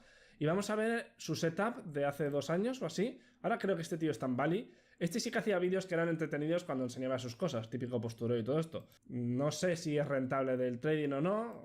Quiero pensar que algo sí, ¿no? Pero bueno, y aquí tiene la pedazo de pantalla, en la misma esencia, LG, ultra wide de 5K, pamear y no chalgota, dejas los ojos así mirando, de ¿cuántas pulgadas? ¿De 49 pulgadas? Sí, al menos eso es lo que pone aquí. Y tiene 2, una encima de la otra. Vamos a ver, aquí está. Parece un cine. A mí me encanta, O sea, yo no lo tendría porque me parece... O sea, creo que es cómodo por un lado, pero yo que, por ejemplo, también uso ordenador para el tema de videojuegos, para edición creo que iría bien. Pero para videojuegos y eso, esto no puedes usar porque... Sí, ves, pero te partes el cuello en el intento. Como tengas uno por allí o por allá, a mí no me gusta. Sí que es verdad que puedes luego reducirlo y utilizar la parte central, pero entonces ¿para qué gastarte 1.500 pavos o 2.000 en estos monitores?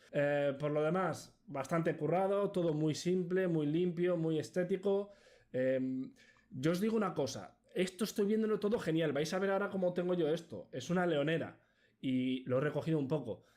Pero bueno, igual soy yo que soy desordenado. Me gusta el reloj y... ¿El ordenador qué es? ¿Es un Mac? No lo sé. Bueno, creo que tiene ahí la torre. Ah, no, es el stand para el portátil. Aquí lo veis. Bueno, cuesta casi más el stand que el portátil. Aquí está con... Esto es un Battlefield, ahora que lo veo. Es amazing, pero para jugar no es tan amazing. Yo otras cosas no sé, pero esto, aquí tenemos a él. Muy guay, muy guapo, la verdad, me gusta.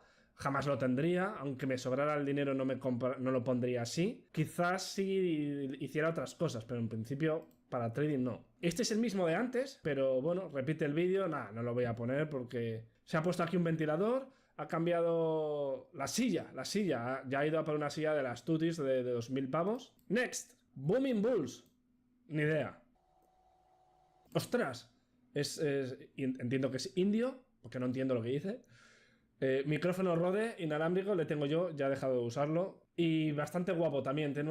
¿Qué tiene? Tiene 4 monitores centrales y tiene 2 monitores a los lados yo creo que son 32, como este que tengo aquí, que ahora os voy a enseñar. Y esta es un poco la idea que yo voy a tener. Yo en vez de tener 4 centrales voy a querer poner 2, uno encima de otro. No sé de qué tamaño, porque como muchísimo quizás sean 32 pulgadas o algo así, porque como habéis visto 49, ¿no? Que tenía Cameron Fox, me parece exageradísimo. Camisa y americana, importante para hacer dinero en el trading. Voy a tener que empezar a ponerme el traje otra vez con los tirantes. Y no nos enseña mucho, pensé que iba por aquí a enseñarnos algo, pero nada, una pena.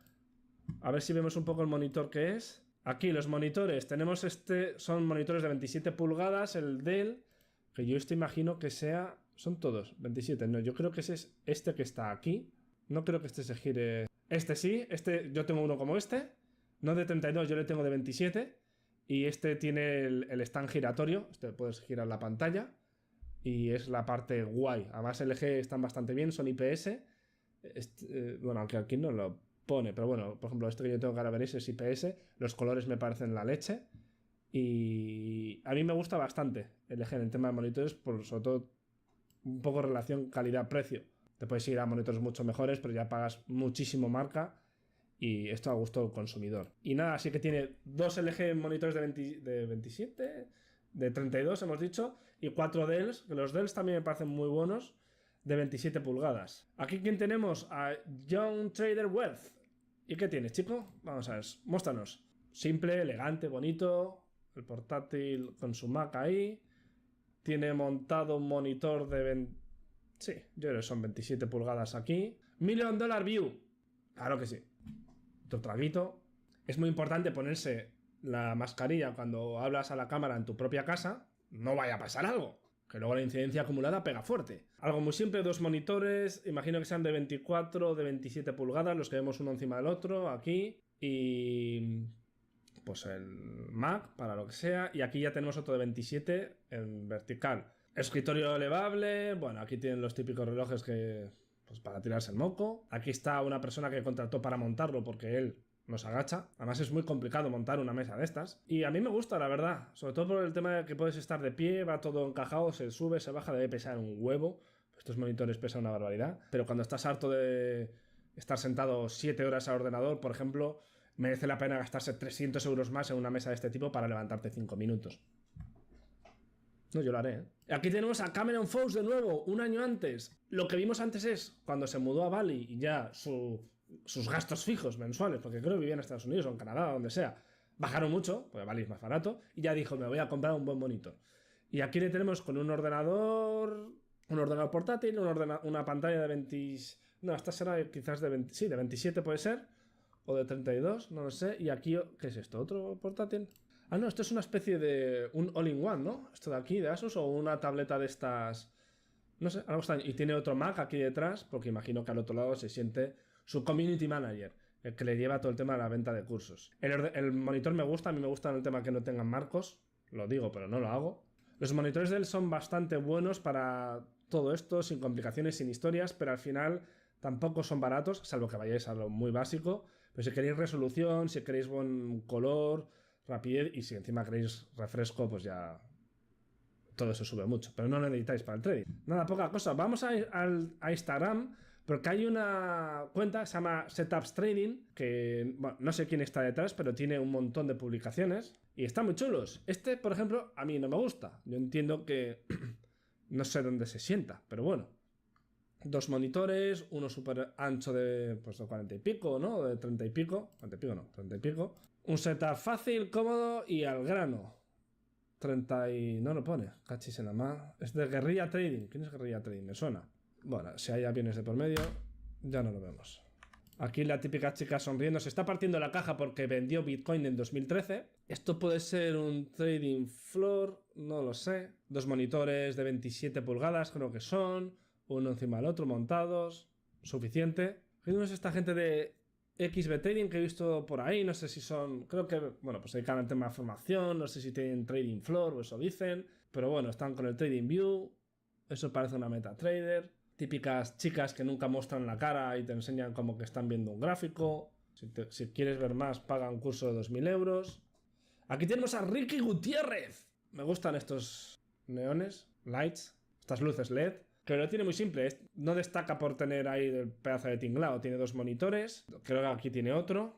Todo el tema de luces por aquí. Esto es la última vez que lo vi. Esto es, creo que es reciente, hace 2 días. Y las luces estas, no me acuerdo la marca. Esto cuesta... Bueno, si os queréis esto, la tenéis de 1000 tipos, también tenéis en AliExpress, pero las, entre comillas, buenas, estos son 150, 200 pavos.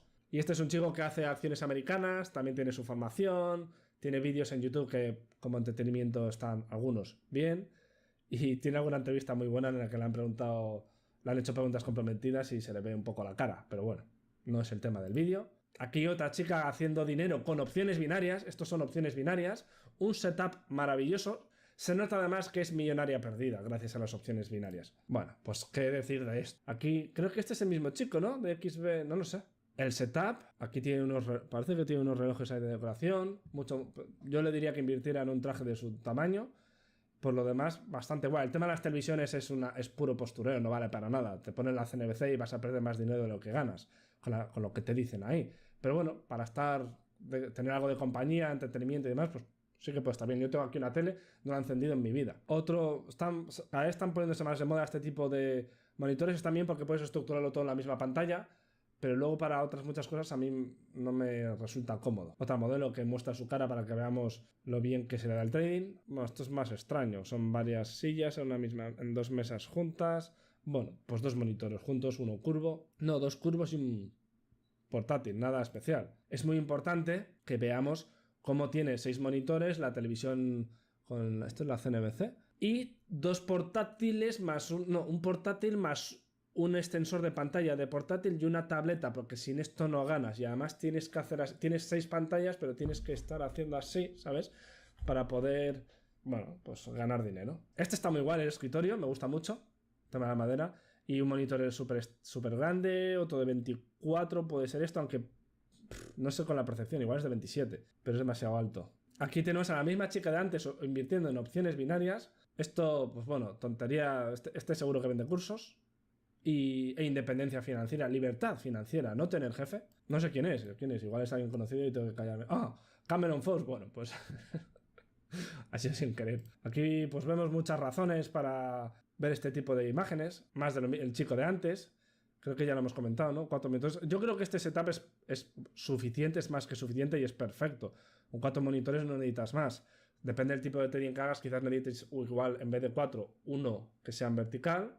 Pero por lo demás, aquí 8 fan, no sé quién es. 4 monitores, portátil, tableta. Bueno, ya os digo que todo esto es postureo. Realmente, seguramente esté solo usando los 4 monitores. Lo de estar con una tableta aquí no tiene mucho sentido. Imagino que quizás tenga una cuenta de, no sé, de Interactive o algo, por un lado para seguirlo, pero de esta gente nada. ¿Esto qué es? Esto está muy guapo. ¿Qué es esto? No lo sé, parece algún tipo de... Bueno, veo poco gráfico. Esto debe ser algún tipo de... No sé, de empresa de bolsa. No de bolsa, igual... Sí, pues algo de alguna bolsa. No veo, no pone por aquí. Os voy a enseñar rápidamente, a ver cómo lo enseño. Os voy a enseñar con la otra web. Voy a enseñar con esta webcam lo que tengo yo, rápidamente. O sea, aquí estáis viendo... Hola, chicos. Me acabo de pillar este monitor. Aquí tenemos un X-Wing importante, el ala 5 para que me cubra. Un monitor, esto parece alto, es de 27. Me tengo que acostumbrar todavía a la altura, porque es un poquito incómodo. La cámara, Canon EOS 80D, es un monitor de LG. Esto lo pillaba ahora por Black Friday, no sé, han sido 250 o 300. Costaba un poquito más. Y la verdad, bastante bien, bastante contento con los colores. Aquí tenéis el monitor, las vitaminas. Aquí que tenemos el destructor imperial atacando, bueno, ya sabéis. Esto es un BenQ, no me gusta, le tengo por el refresco, me lo compré hace ya 3 años porque tiene 144 para videojuegos hercios, y se nota bastante comparando con este monitor, con este y con este otro, que ahora os lo enseño. Y bueno, los colores no me gustan nada, pero ya me he acostumbrado al final, y este lo voy a acabar cambiando, y lo que voy a hacer va a ser poner uno aquí y otro aquí arriba. Tamaño tengo que ver, porque no me da para más. Ahí tenéis la televisión que no la pongo, y ahí tenéis la Catedral de León, súper bonita. Aquí tenéis el halcón milenario, pues para tener a toda la banda, qué sé yo, y las pinturas que estoy pintando, el caza de Darth Vader, que le tengo por aquí, lo tengo que montar. Y esto es un... ¿Qué cable es este? Aquí. Este es de HP, IPS, también me gustan mucho los colores, también tiene bastante tiempo, 24 pulgadas.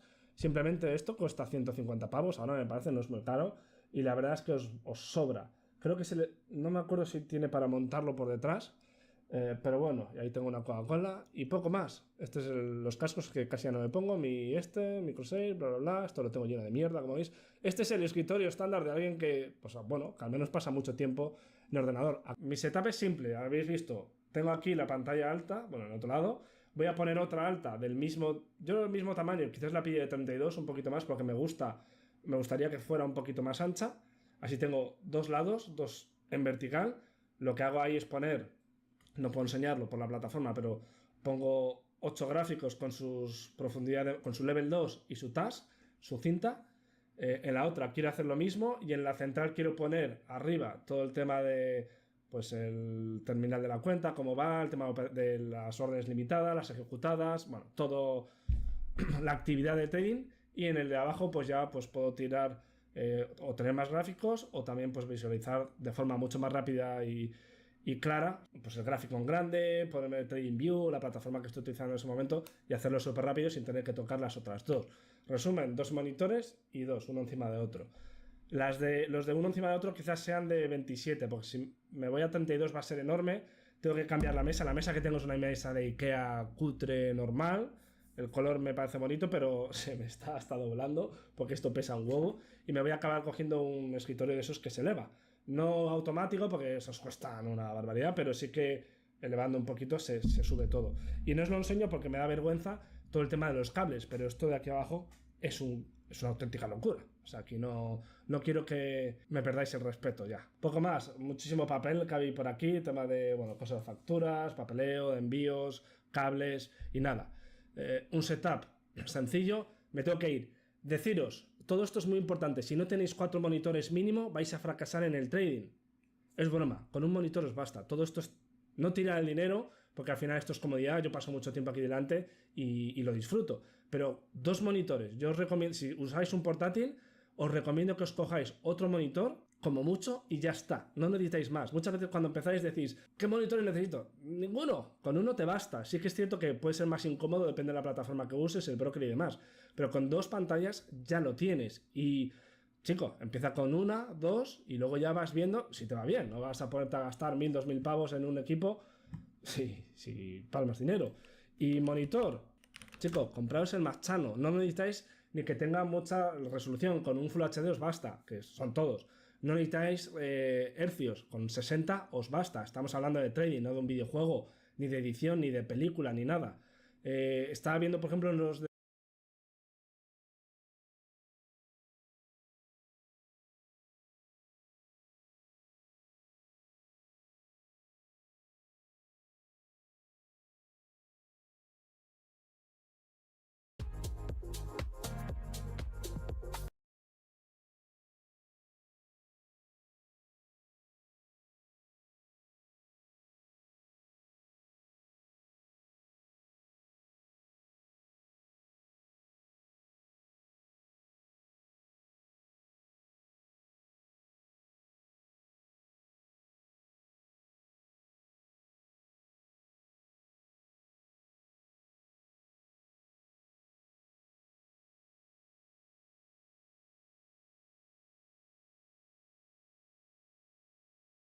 Hello guys and welcome to Mark Shrimp Tanks. Today I'm going to show you an absolutely awesome way to use 3% hydrogen peroxide in a shrimp tank.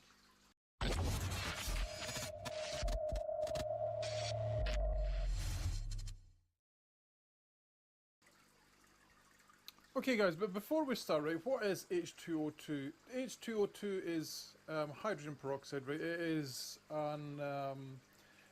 a chemical composition that has 2 hydrogen particles and 2 oxygen particles, right? And what this does is, when it comes in contact with anything organic, it oxidizes it, right? And the absolute wonderful thing about H2O2 is, after the oxidation process is complete, all you are left with is pure water and pure oxygen, right? And we all know the benefits of oxygen in a shrimp tank or any kind of tank. Even when you're doing stuff like washing, you're washing your clothes, etc. If you have pure oxygen on things, stains, etc., it cleans them so good. Right, so I'm going to show you guys the ways I've used this. Before we get started though guys as well, I just want to warn you, right, that if you are not fully competent at doing things like measuring, etc., this video is not for you, right? Because the last thing I'd ever want is for someone to do this and then them ending up killing their shrimp, right? Because you have to be very, very competent. Your ability is to calculate things and measure things, etc. before you do this, right? So please make sure you double check all your measurements. I'm going to tell you how to measure your tank so you know the volume of the water, etc. But this is up to you. This is on your own chest, right? So make sure that you do all of these things correctly. Double check them. Get someone else to check them as well, because I can't emphasize this enough. If you do this wrong, there's a high risk that you will kill your shrimp. But for me personally, because I've done this so many times, I've done it in probably all of these tanks, and some of them multiple times, like this one I did yesterday. H2O2, what does it actually do in a tank for us that's going to be beneficial for our shrimp, right? Just off the top of my head, right, I'm going to go through a list of things I know that it can do for you in your tank, right? So one of the main ones is bacteria reduction. That's my absolute favorite one, because once you can reduce the bacteria in your tank, you can add your own types of bacteria back into the tank, right? So you can kind of control the levels of bacteria in your tank. And any of you guys that I've passed this on to, especially some of you more recently, because I know I had quite a few doubters on this one, that it can change a tank from being almost dead where your shrimp are lethargic and revigorate the whole tank. It is so good, guys. You have to believe me. Trust me on this. Try it. Know your calculations and try this, okay? The other things are H2O2 is, because it's an oxidizer as well, it will oxidize the surface layers of any organic matter, right? And for us, that means things like algae in the tank, for example. Organisms where the structure of the cells is thinner than other organisms, those cells will oxidize first, right? So you're talking about things like the H2O2 will affect the bacteria first, it will affect the biofilm, it will affect the algae, right? But this is where it's a beautiful process, because if you pick the correct dosage and concentration, you can just affect your tank just enough to get rid of some things, but not affect the higher organisms, okay? So that's how this works. I also know that this cures green fungus and neocaridina. I've had 2 or 3 cases of confirmed things that actually work. So what else? It doesn't harm baby shrimp at all. Issues I've seen people have with this kind of thing before is simply that they dose too much. They're not really sure in what they're doing. So the other things I know for sure are that it is quite a good thing to do to basically clean slate your tank. I'll go into that in more detail as well once I've shown you how I do it, because proof is in the pudding. You will see the amounts of H2O2 I add to my tank, and you will see the effects, right? Now, I've done it in all my tanks already, guys, so you might not actually see the reinvigoration of your shrimp tanks like I have, but trust me, guys, you will have seen a video I put up on last week where I did, what video was it now? I think it was Pure Nordic feeding the food. And you will see a difference in my tanks today compared to them as well. That's how good this is. You see a huge improvement in your overall improvement rates in your baby shrimp, etc. So stay tuned, right? I'll stop blethering and we'll get on with the process. As well, guys, I want to point out something. I pointed it in, I think it was a Pure Nordic video as well. One of my tanks down here was a little bit slow, right? And that was 2 weeks ago. You guys will have seen it. I've just put a bit of food in there just so you guys can see the change in that tank in that short space of time, because this tank had, you get a condition called old tank syndrome, but you also get a condition called new tank syndrome. I've just put a piece of food in there literally, what, 1 or 2 minutes ago, and you will see there's quite a bit of an improvement in the red zebra pintos here, right? And you can see there's like more and more adults coming.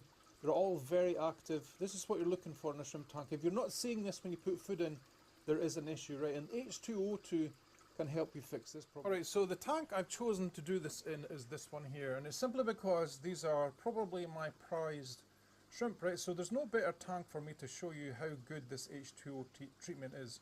Now I have to point out as well is that there's nothing actually wrong with this tank at the moment, right? My shrimp are very active, you can see them here. I'll put up a video up here in the corner of me feeding them yesterday, so you can just see the amount of shrimp that are in here. With this amount of vegetation, leaves, etc., you're not really going to see all the babies at once anyway, but I will put a video up and you will see in the top corner up here. And the reason I want to show you that, guys, is because if this didn't work, if it was dangerous for the shrimp, I just wouldn't risk my shrimp's lives doing this, right? So I want to prove to you guys that this is a very harmless treatment. So that's just what I'm going to do today. We're going to go and we are going to treat this whole tank.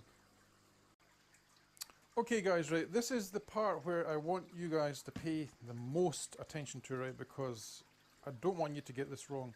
Right, I will list in the description as well my exact dosing and basically guide you through the exact process here. Right? I'll do it as a good, very, very good description basically, and we'll get right into it, I think.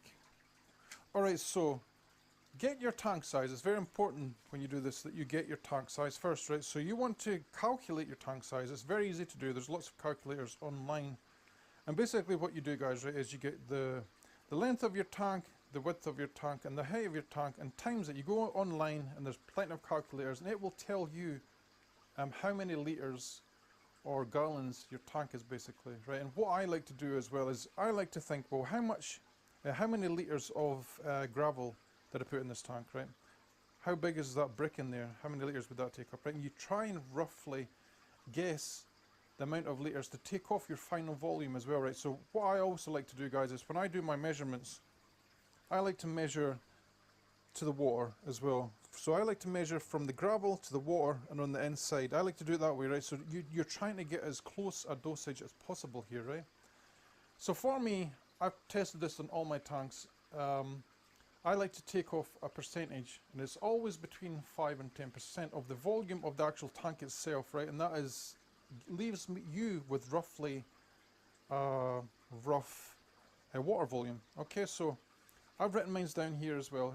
I suggest you guys do this too. You go on your computer, figure your sizes, take off your percentage for all the crap that you keep in your tank. Write it down. If you're not sure, get someone else that is competent in mathematics to at least check your work, right? Go online, tell people the dimensions of your tank, get them to work out your stuff for you, right? Because all you're looking for is a cross-reference to know that what you're going to dose is the correct dose, okay? The other thing I want to add as well, guys, is I've done this to the extreme of 2 mil per 4.5 liters, and I'm going to tell you why I've chosen that specific number, 4.5 liters, because that is what you Americans will use as a gallon, right? So I want you guys to know 1.5 milliliters is the dose for 1 gallon. For us that use the metric system, it is easy for us to calculate anyway, right? So for us, the metric system users, it's 1.5 milliliters per 4.5 liters. For you Americans, it's 1.5 milliliters per 1 US gallon, okay? Let's get on to the dosage for this tank. This one is 55, I think it was, liters that this one holds, right? So you go through, do your calculations. I took out about 10 liters of volume for the amount of plants I have in here. The substrate, that's like 5, 6, 7 liters of substrate, right? So you have to take off a certain percentage.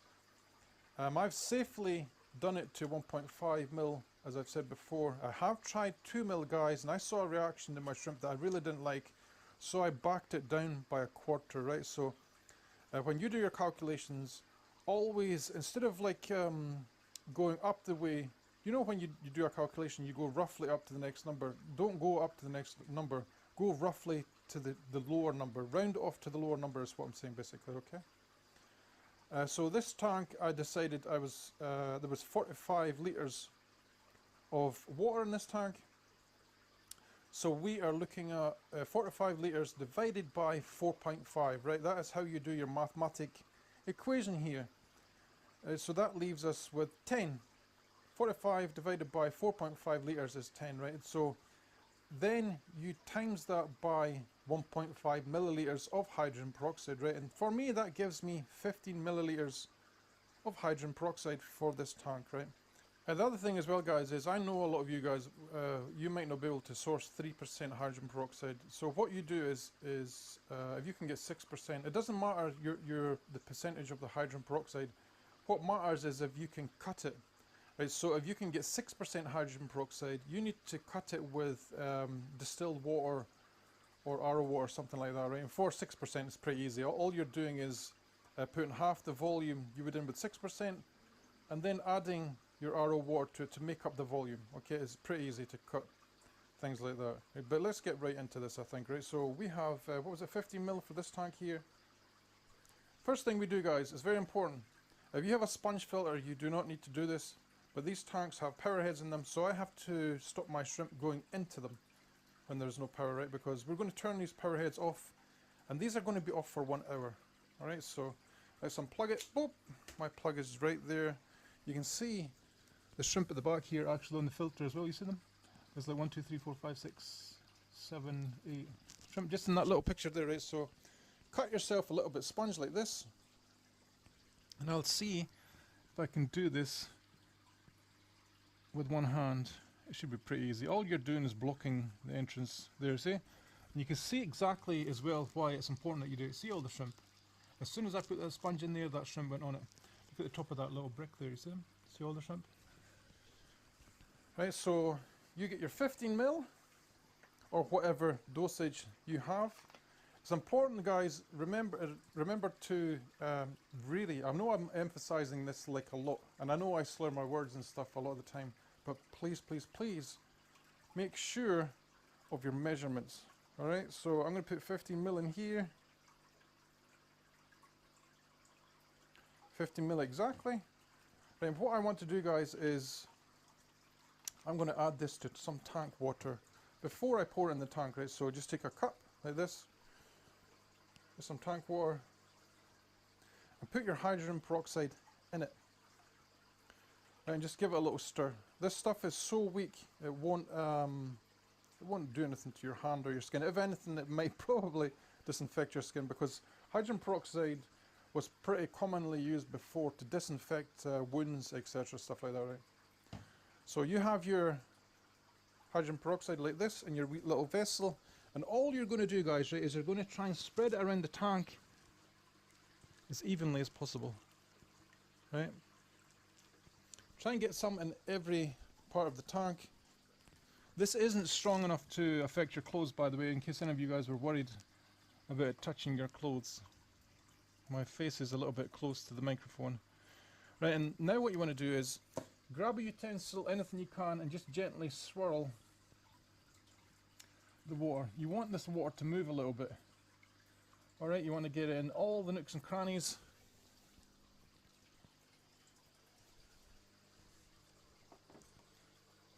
Right, get your hand in there, whatever utensil you want. Give it a swirl. And I can see all these leaves, etc., are all moving. Look at all the little blue bolts and stuff here. You see all the babies? Babies everywhere. I love this. It is one of the best things I've ever figured out how to use, was hydrogen peroxide in a shrimp tank. So give it a swirl like this. And from here on, guys, you just have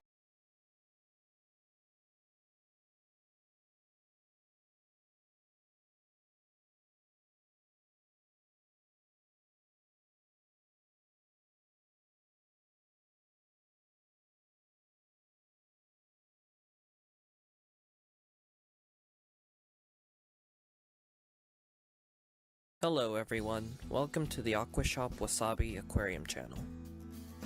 In this video, we will cover basics of beating algae number 5, how to kill blackbeard algae.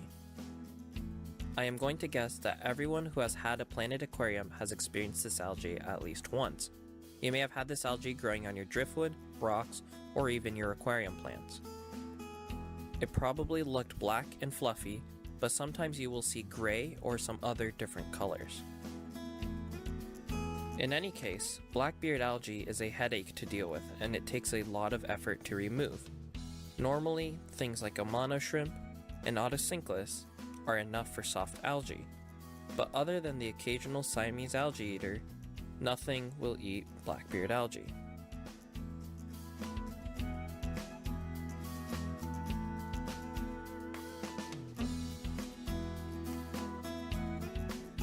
Unfortunately, no animals will eradicate all of it when your tank is overrun with blackbeard algae, and because of all this, dealing with this pest is very challenging.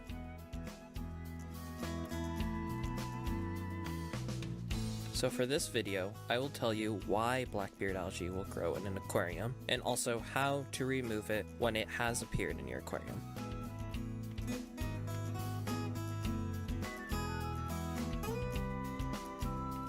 These are the two topics I will be discussing for this video.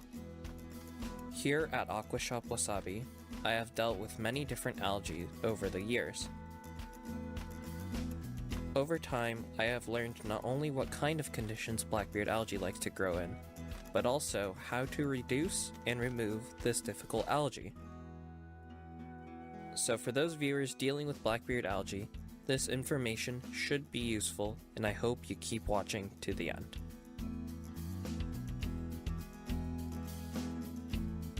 So here is an example of blackbeard algae in an aquarium. It may be difficult, but if you look at the driftwood in the middle, you should be able to see the algae in patches.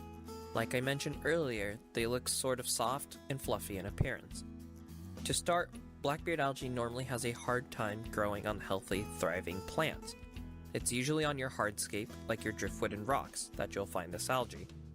You'll see it pop up in tanks with too many nutrients, or after a very large trimming session where you have taken out a lot of plant material. Later in the video, I will teach you how to beat blackbeard algae, so stay tuned. But first, let's answer the question, why does blackbeard algae start growing in an aquarium? There are three main reasons why blackbeard algae will appear. Reason 1. You have a dirty aquarium. This reason does not apply to just blackbeard algae, but to any algae. As a general fact, the dirtier your aquarium is, the more algae will want to grow.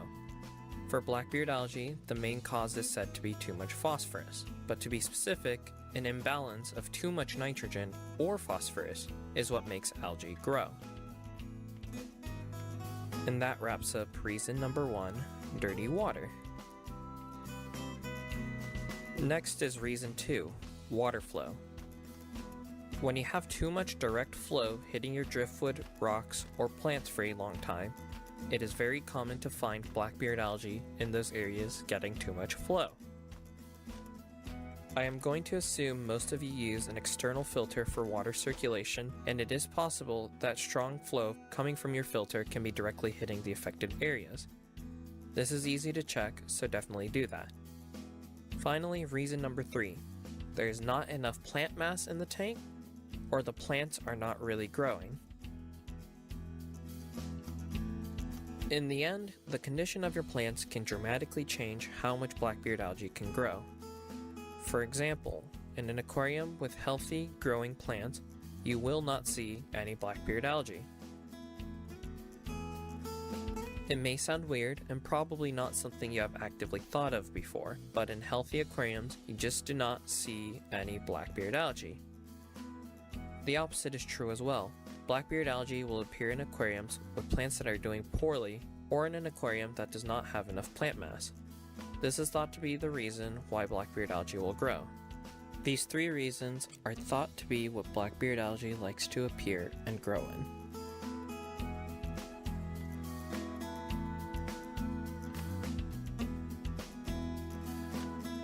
Next, let's talk about what to do when you have an existing blackbeard algae problem. So for this video, one of the answers will not be to remove it by hand. You may know that there are many different ways of removing it by hand. One example is using wood vinegar and coating the algae growing on a leaf until it turns red, then letting your shrimps eat the dying algae. But for this video, I will not be talking about these methods. The reason being that if the environment the algae was growing in is not fixed, the blackbeard algae is just going to grow back. At that point, it will turn into a cat and mouse game, which is not worth doing. So instead, the better way to do it is to solve the root problem, the environment first, so that it will lead to you properly defeating the algae.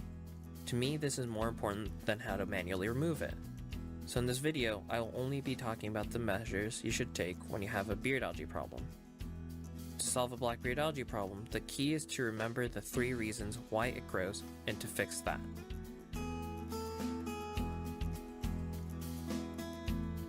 First, let's talk about reason number 1, bad water quality, and how to fix it. This may seem obvious, but the best way to fix bad water is to remove that water and replace it with clean water. By doing a water change, you are removing excess phosphates and nitrogen that is growing the beard algae. Quick note about water changes. Taking out only water will not fix your problem. You need to actively try to remove the sludge and waste trapped in your substrate with the water for water changes to work. Phosphates, or more accurately waste products, build up on top of the substrate over time. So the key point is when you do a water change, be sure to take the water and the sludge on/in the substrate.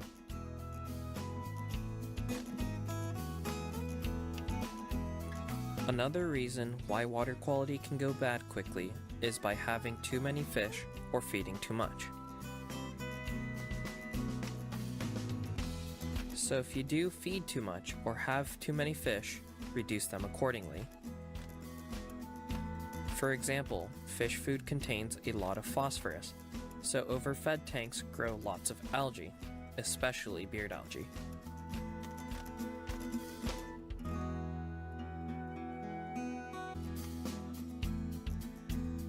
Next, let's talk about filters, more specifically filter media. This is also important. If the filter media is too dirty, the filter will have a hard time doing any cleaning.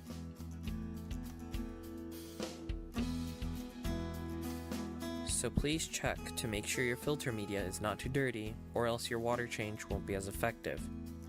With that said, for biological filter media, washing it too much is bad, but so is leaving it alone for too long.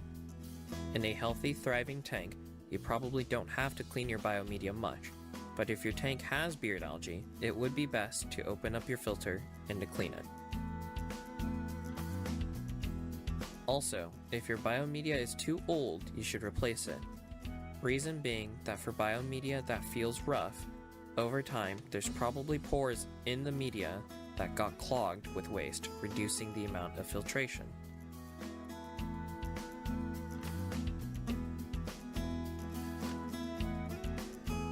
So by replacing the clogged media with new media, your filtration capacity will go back to where it was before. Most of you probably don't think about how clean your biomedia is, or its lifespan, but please do check. That concludes how to fix number 1, bad water quality. If you follow this, you will see your water quality improve, and you will see your blackbeard algae weaken and disappear with time. Next, let's solve reason number 2, too much water flow. This is an issue that goes under the radar for many people. In particular, people who use a spray bar for their external filter output can have trouble with beard algae due to the flow from the spray bars being strong, direct flow that blasts many parts of your aquascape.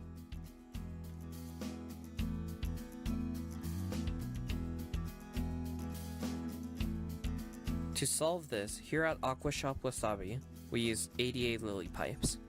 With the ADA lily pipes, they output the right amount of flow, which makes the environment difficult for blackbeard algae to grow.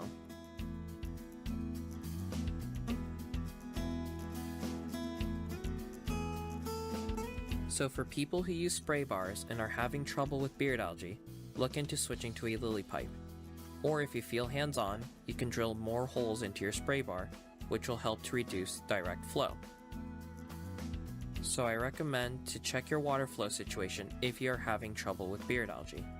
Lastly, let's solve reason number 3, the condition of your plants. This is important because the weaker your plants get, the more pest algae will want to grow. It's like a seesaw. For example, the healthier your plants are, the less healthy the algae will be. The less healthy your plants are, the more healthy the algae will be. The key here is that having healthy plants directly affects how much beard algae wants to grow. And having too few plants means not as much waste gets removed naturally, so always plant a lot. And if your plants are not happy, maybe check your fertilizer routine or even possibly replacing your old soil. I have covered these two topics in past videos, so please check out my video on fertilizers and my recent video called How to Remove Your Dying Plants. Place it. To solve beard algae,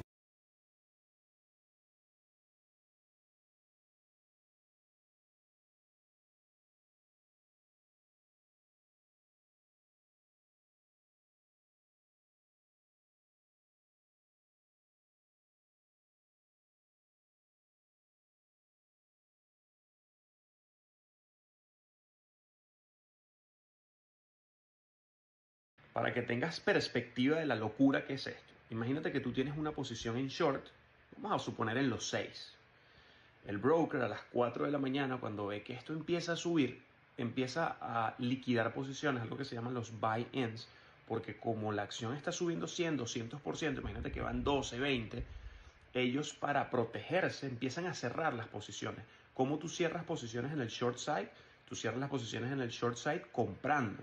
Y como a esa hora no hay liquidez, no hay nadie quien te venda, el precio sube, están liquidando posición como si fueran órdenes de mercado. A esa hora no hay órdenes de mercado, pero la gente quiere salirse de la posición lo más pronto posible. Incluso no es la gente, son los brokers. Entonces tú estás durmiendo tranquilo y una posición de $600 se te puede convertir en una pérdida de $10,000. Eso es el peligro que es esto. Para que tengas perspectiva de la locura que es esto. The secret entry technique that every trader needs. Let's review. Don't buy it, but put an order in at where you're going to put your stop loss, and then just watch how many times the market goes to your order. Markets. I won the Nobel Prize in 2001 for making the world's coldest stuff. And it had been predicted 70 years before, 75 years before, by Einstein and Bose, an Indian scientist, but had never been seen because to see it, you needed to have really low temperatures, and we couldn't make temperatures that low until 1995 when we could. We used lasers and magnets to... Who did this? Who changed our board? This is not a joke. Who the hell is this? Tampering with a criminal case is a serious crime. It wasn't tampering. I saw a problem and I tried to fix it. What mistakes did you see? I'm assuming you think this lady offed her husband, but that's not possible. Look at this room. Look at this couch. All of these pillows are evenly spaced with alternating colors. Those objects are perfectly sized. Even the choice of metals is consistent. All of these curtains are fastened with a tie back, except for one for some reason. See, look, you've got hairs stuck to the chair leg. Somebody put tape around it, ripped it off, the glue stayed, and trapped the little bits. And since there are no marks on the victim's wrist, it wasn't him who was tied up. We have Lynette tied to the chair, victim on the ground, and our unknown bondage freak who was either kidnapped or bumped off Lynette. That's the person you need to find. We have the surveillance footage. A woman was seen entering the house at the time of the murder. The third person! Who did this? Who changed?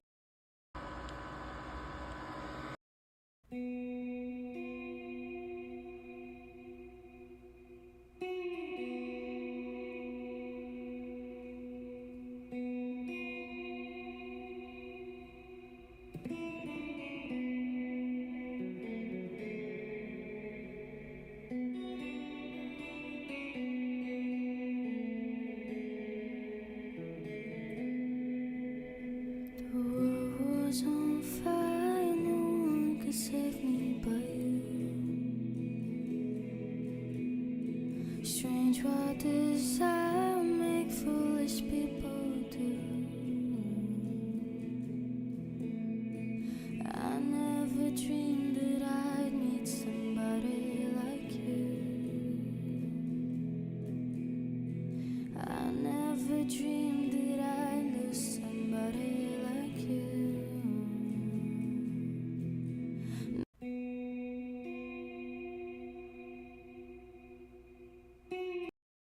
My hamstrings have always been tight. Hey, David, how do I fix that? Oh, I got you. First, test. Yeah, we can improve that for sure. Exercise 1, elephant walks. Hinge your hips, bend one knee, and then switch it to the other side. We're gonna do for 30 reps. How do you feel? Much better. Okay, exercise 2, single leg RDL. Bend one knee, use your toes on the ground as a kickstand, hinge forward, lift your chest upright nice and slow. We're gonna do this around 10 times on each side. If you start shaking, that's normal too. And exercise 3, grab whatever you can and pull your head toward your feet. Hold it for 30 seconds. Now, check this out. I'm sweating. Now, you can't skip this step. It's the most important part. Spin around 3 times. I have to spin both ways? Right there's good. Face the camera, flex your quads, palms on the ground. All the way down. Yep, there you go. Oh my God. Look how easy that was. Oh! Let's go. Want to catch the perfect SMC trade entry? Let's break down this setup step by step. Price was moving in a downward channel, accumulating both buy-side and sell-side liquidity. The recent drop allowed smart money to sweep the sell-side liquidity. Now, price has tapped into a bullish order block, which previously triggered a strong breakout. We're expecting a similar push upward. Institutional traders are now targeting the buy-side liquidity at the recent highs. We place our stop loss just below the order block and our take profit beyond the liquidity, giving us a solid 6-to-1 reward to risk ratio. Have you ever traded a setup like this? Let me know in the comments below and follow for more daily trading strategies. Want to catch the perfect The secret entry technique that I won the Nobel. The secret entry technique that every trader needs. Let's review. She just started taking them. We tried to keep them separated, but Cheeto was very persistent that she wanted to go in there when Mello was having her babies. Cheeto? Cheeto had her babies 2 weeks before Mello. No, Mama. We finally let her in there with our supervision, and at first she started bathing Mello and checking to make sure all of her babies were healthy. And then Cheeto took all of Mello's babies. I kept putting them back with Mello. Can't have that baby. We gotta go put it back. Sorry, Cheeto. But Mello didn't seem upset, so we just kind of let Cheeto do it. And once Cheeto had all of Mello's babies, Mello got up, she went and used the litter box, she drank some water, ate some food, and Cheeto just took care of all the babies.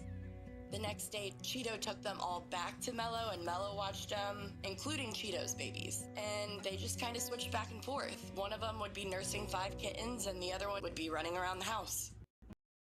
My hamstrings have always... Sorry. Who are you? Andrew. Andrew. You look wonderful. Even younger. How do you do that? Do I know you? Well, I know I look different too. I've had an upgrade. What? Touch it. No, oh no. Sorry. The face. What's going on? You leave her alone. I'm Little Miss. No. Yes. That's Little Miss. No. No? No. No? No, that's Portia. Portia. Yes. Portia? Yes. Your granddaughter. Yes. Is this some kind of trick? No. Your Little Miss? Yes. Then what right do you have to look like her? It's a genetic resemblance, Andrew. Sometimes it skips a generation. I don't care. I don't like it. I can see that. What's so funny? You are. I'm not trying to be funny. Sorry. Who are you? Andrew. Mais uma questão de raciocínio lógico. Tell him about your chest, honey. Her breasts are really tender. You guys have a hot tub? No. So you must go to the gym a lot. Not in years. Maybe when you travel on business, you zip on down to that complimentary hotel spa. No. Sorry, did you just say yes? What the hell's wrong with her? Got a minute? He doesn't. Sorry. I'm sure she's got a medical crisis, and I need more time to figure out some leading questions for your wife. What's going on with Cameron? She doesn't want him back on my team, and she doesn't want to jump me. Okay. Whoa, what? This isn't a medical crisis, is it? Could be. A lot of STDs hang in the balance. I give up. Vinegar compresses 4 times a day. Skin infection from crowded and contaminated hot tubs, which you obviously use, but not with your husband. Tried to help a sister out. Tell him about your chest, honey. Her breasts. This is not magic, it's science. Number 1, fill a glass with vinegar and place a bone in it. Leave it overnight. The next morning, take out the bone and check it. You'll find that the bone has become rubbery. Number 2, take a magnet and place 2 bottle caps on it. Then place a glass sheet on top of the caps. Spin a top on the glass and then lift the glass. You'll see the top spinning in the air. Number 3, take a paper clip and bend it into this design. Place the clip in a plate. If you pour water into the plate, the clip will return to its original shape. Number 4, if you attach magnets to both ends of a battery and place it in a copper wire tunnel, you'll see an electric train. If you don't believe it, try it yourself. Number 5. Everyone's always asking. Fine, let me show you how it's done. Let's Van Gogh, and by that I mean the artist. So this move is known as a riffle fan, and it combines 2 concepts. One is the riffle, which looks like this, and the second is the fan. Of course, putting these 2 things together, you're going to end up with something like this that people ask me about, the riffle fan. For the riffling concept, you want to hold the deck in your right or dominant hand. Thumb's going to be on the bottom left-hand side here. Middle ring, pinky finger all up top. Index finger curled on top of the deck, applying downwards pressure a bit closer to the thumb. Now your thumb's going to be riffling these cards in the upwards direction like this, and these fingers up top here are going to be loosening their grip as the thumb riffles, looking something like this. For the fanning aspect, you want to take your left or non-dominant hand, curl in the index finger, and take the top left-hand corner of these cards, put it right on top of the nail of the index finger. We're going to start with this hand at a bit of an angle here, and as we riffle on top of this nail, we're going to flatten out our hand, giving us something like this. Boom. Everyone's always asking. When did you realize you married the wrong person? We were in the bathroom getting showered and dressed for a friend's wedding. I was in the best shape of my life at the time, feeling good about myself, and I thought I looked good in that suit. She was finishing her makeup, and I remarked at how beautiful she looked. I waited for her to say something nice in reply, but she didn't, and it just hit me. I couldn't remember a single time that she complimented me on my appearance. So I said that to her. I said, "You know, I always tell you how beautiful you are and how attracted to you I am, but I never recall you ever saying that I look good or that I look handsome." She stopped applying her mascara long enough to dismissively roll her eyes at me. So I made the mistake of asking her, "Do you even find me attractive?" And she flatly said, "No." I asked, "Why did you marry me then?" And she said, "I didn't think it was important at the time." I never felt so ugly and unloved. And it hurt even more when I had been feeling so good about myself for once in my life, 30 seconds earlier. When did you realize you married the wrong? In a candlestick, the bulk of the volume resides in the body, and this is why ICT tells us that the bodies tell the story and the wicks do the damage. So when you're bullish and you're looking for a break in structure, it's higher in probability to wait for the body to close above the high, and this will give you an extra confirmation for the trade and indicates that you are in the right side of the market. In a candlestick, the This guy had so much money in a war zone. When I robbed him, check out what happened. Hello. Oh, you want to live, do you? Yes, please. Can I have some money? Recon drones are on patrol. Check your You have no money? High value contracts are in play. Yeah, give me your money. You can res up. Just don't kill me, because that would be very mean. I would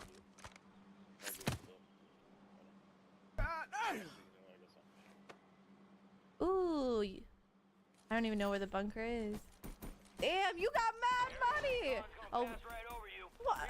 Who'd you rob? Did you rob a bank? I won't snitch on you. Everybody. Damn, how many kills you got? Thank you so much for the money. You know what? I'm gonna go shopping, but thank you so much. Okay, I appreciate you. This guy had so much. It's so ugly, you could almost feel sorry for it.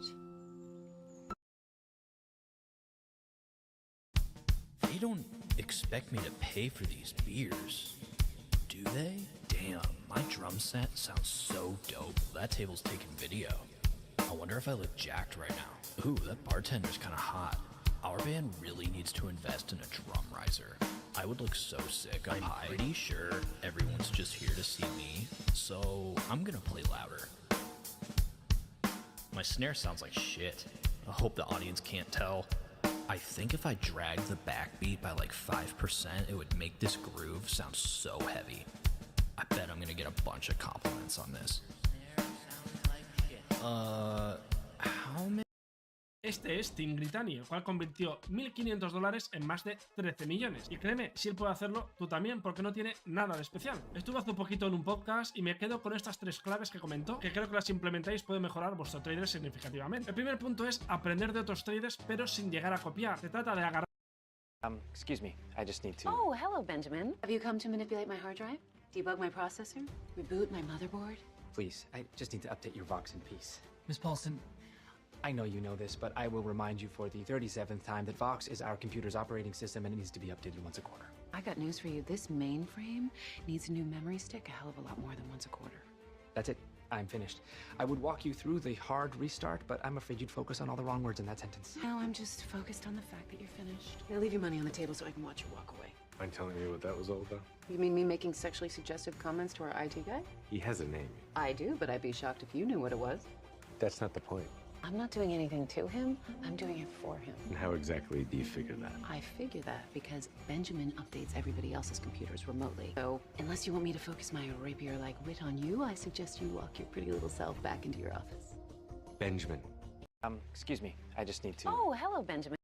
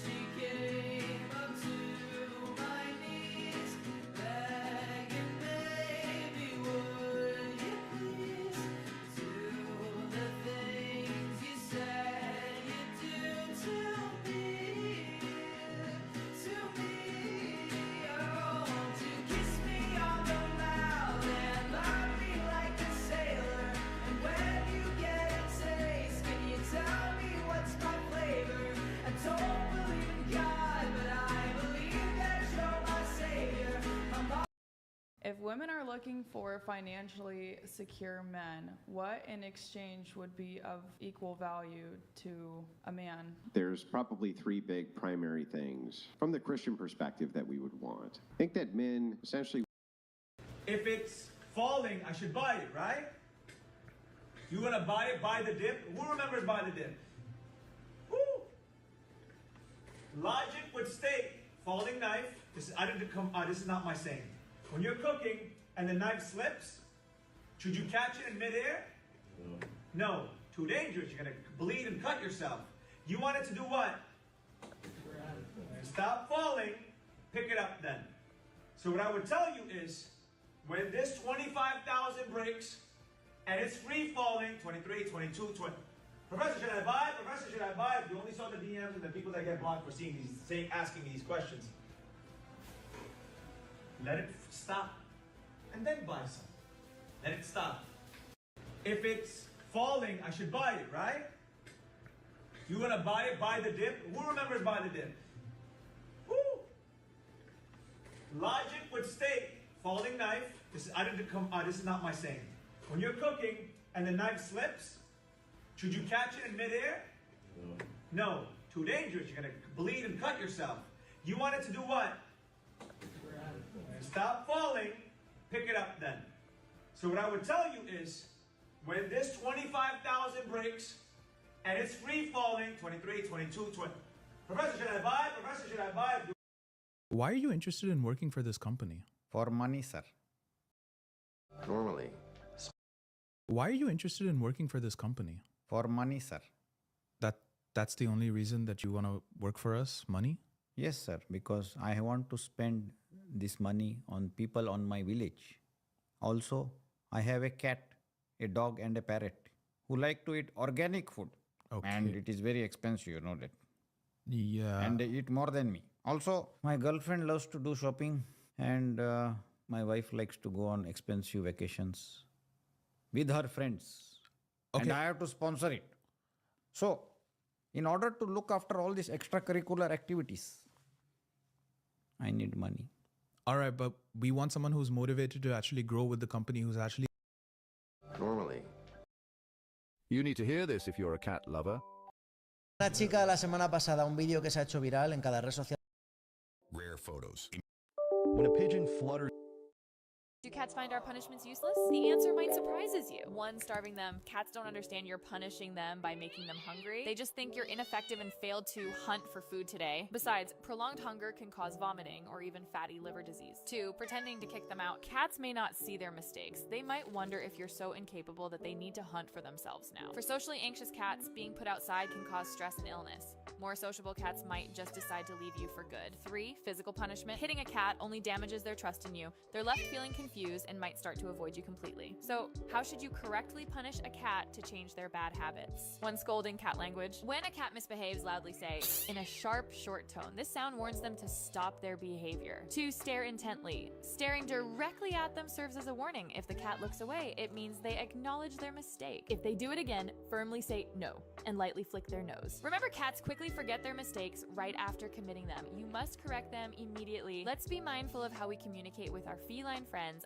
Do cats find our punishments useless? The answer might surprises you. 1, starving them. Cats don't understand you're punishing them by making them hungry. They just think you're ineffective and failed to hunt for food today. Besides, prolonged hunger can cause vomiting or even fatty liver disease. 2, pretending to kick them out. Cats may not see their mistakes. They might wonder if you're so incapable that they need to hunt for themselves now. For socially anxious cats, being put outside can cause stress and illness. More sociable cats might just decide to leave you for good. 3, physical punishment. Hitting a cat only damages their trust in you. They're left feeling confused and might start to avoid you completely. So, how should you correctly punish a cat to change their bad habits? 1, scolding cat language. When a cat misbehaves, loudly say, in a sharp, short tone. This sound warns them to stop their behavior. 2, stare intently. Staring directly at them serves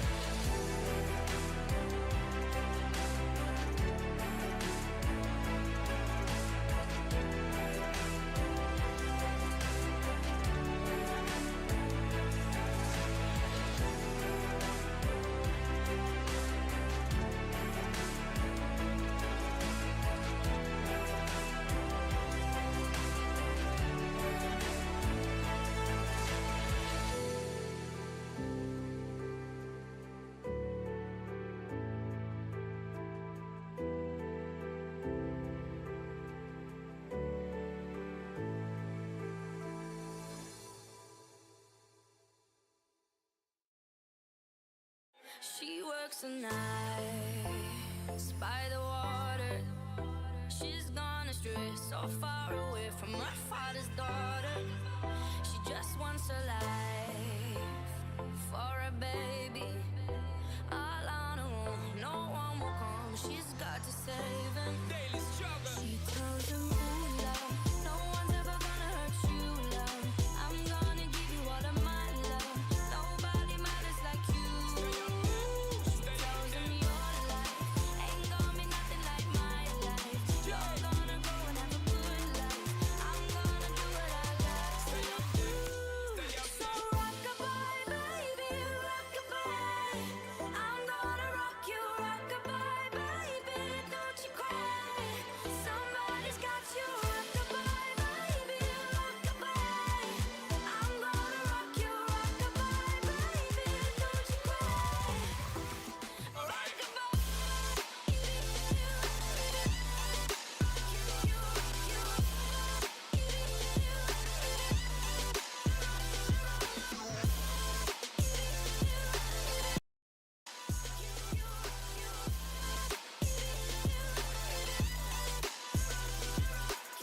Single mom, what you doing out there? Facing the hard life without no fear. Just see and know that you really care. Cause any obstacle come, you well prepare. And no, mama, you never shed tear. Cause you have to set things year after year. And give the youth love beyond compare. You find the school fee and the bus fare. Already pops disappear. In a wrong bar, can't find him nowhere. Steadily your workflow, everything you know, so you're not stop, no time for your dear. Now she got a 6-year-old, trying to keep him warm, trying to keep all the gold. When he looks in her eyes, he gon' know he is safe when she says, ooh, love, no one's ever gonna hurt you, love. I'm gonna give you all of my love. Nobody matters like you. She tells him your life ain't gonna be nothing like my life. You're gonna grow and have a good life. I'm gonna do what I got to do. So rock-a-bye, baby, rock-a-bye. Rock-a-bye, rock-a-rock-a-rock-a-bye. You rock-a-bye, baby, don't you cry. Rock-a-bye, rock-a-rock-a-rock-a-bye. You rock-a-bye, baby, rock-a-bye. Rock-a-bye, rock-a-rock-a-rock-a-bye. You rock-a-bye, baby, don't you cry. Bang, bang, bang, rock-a-bye.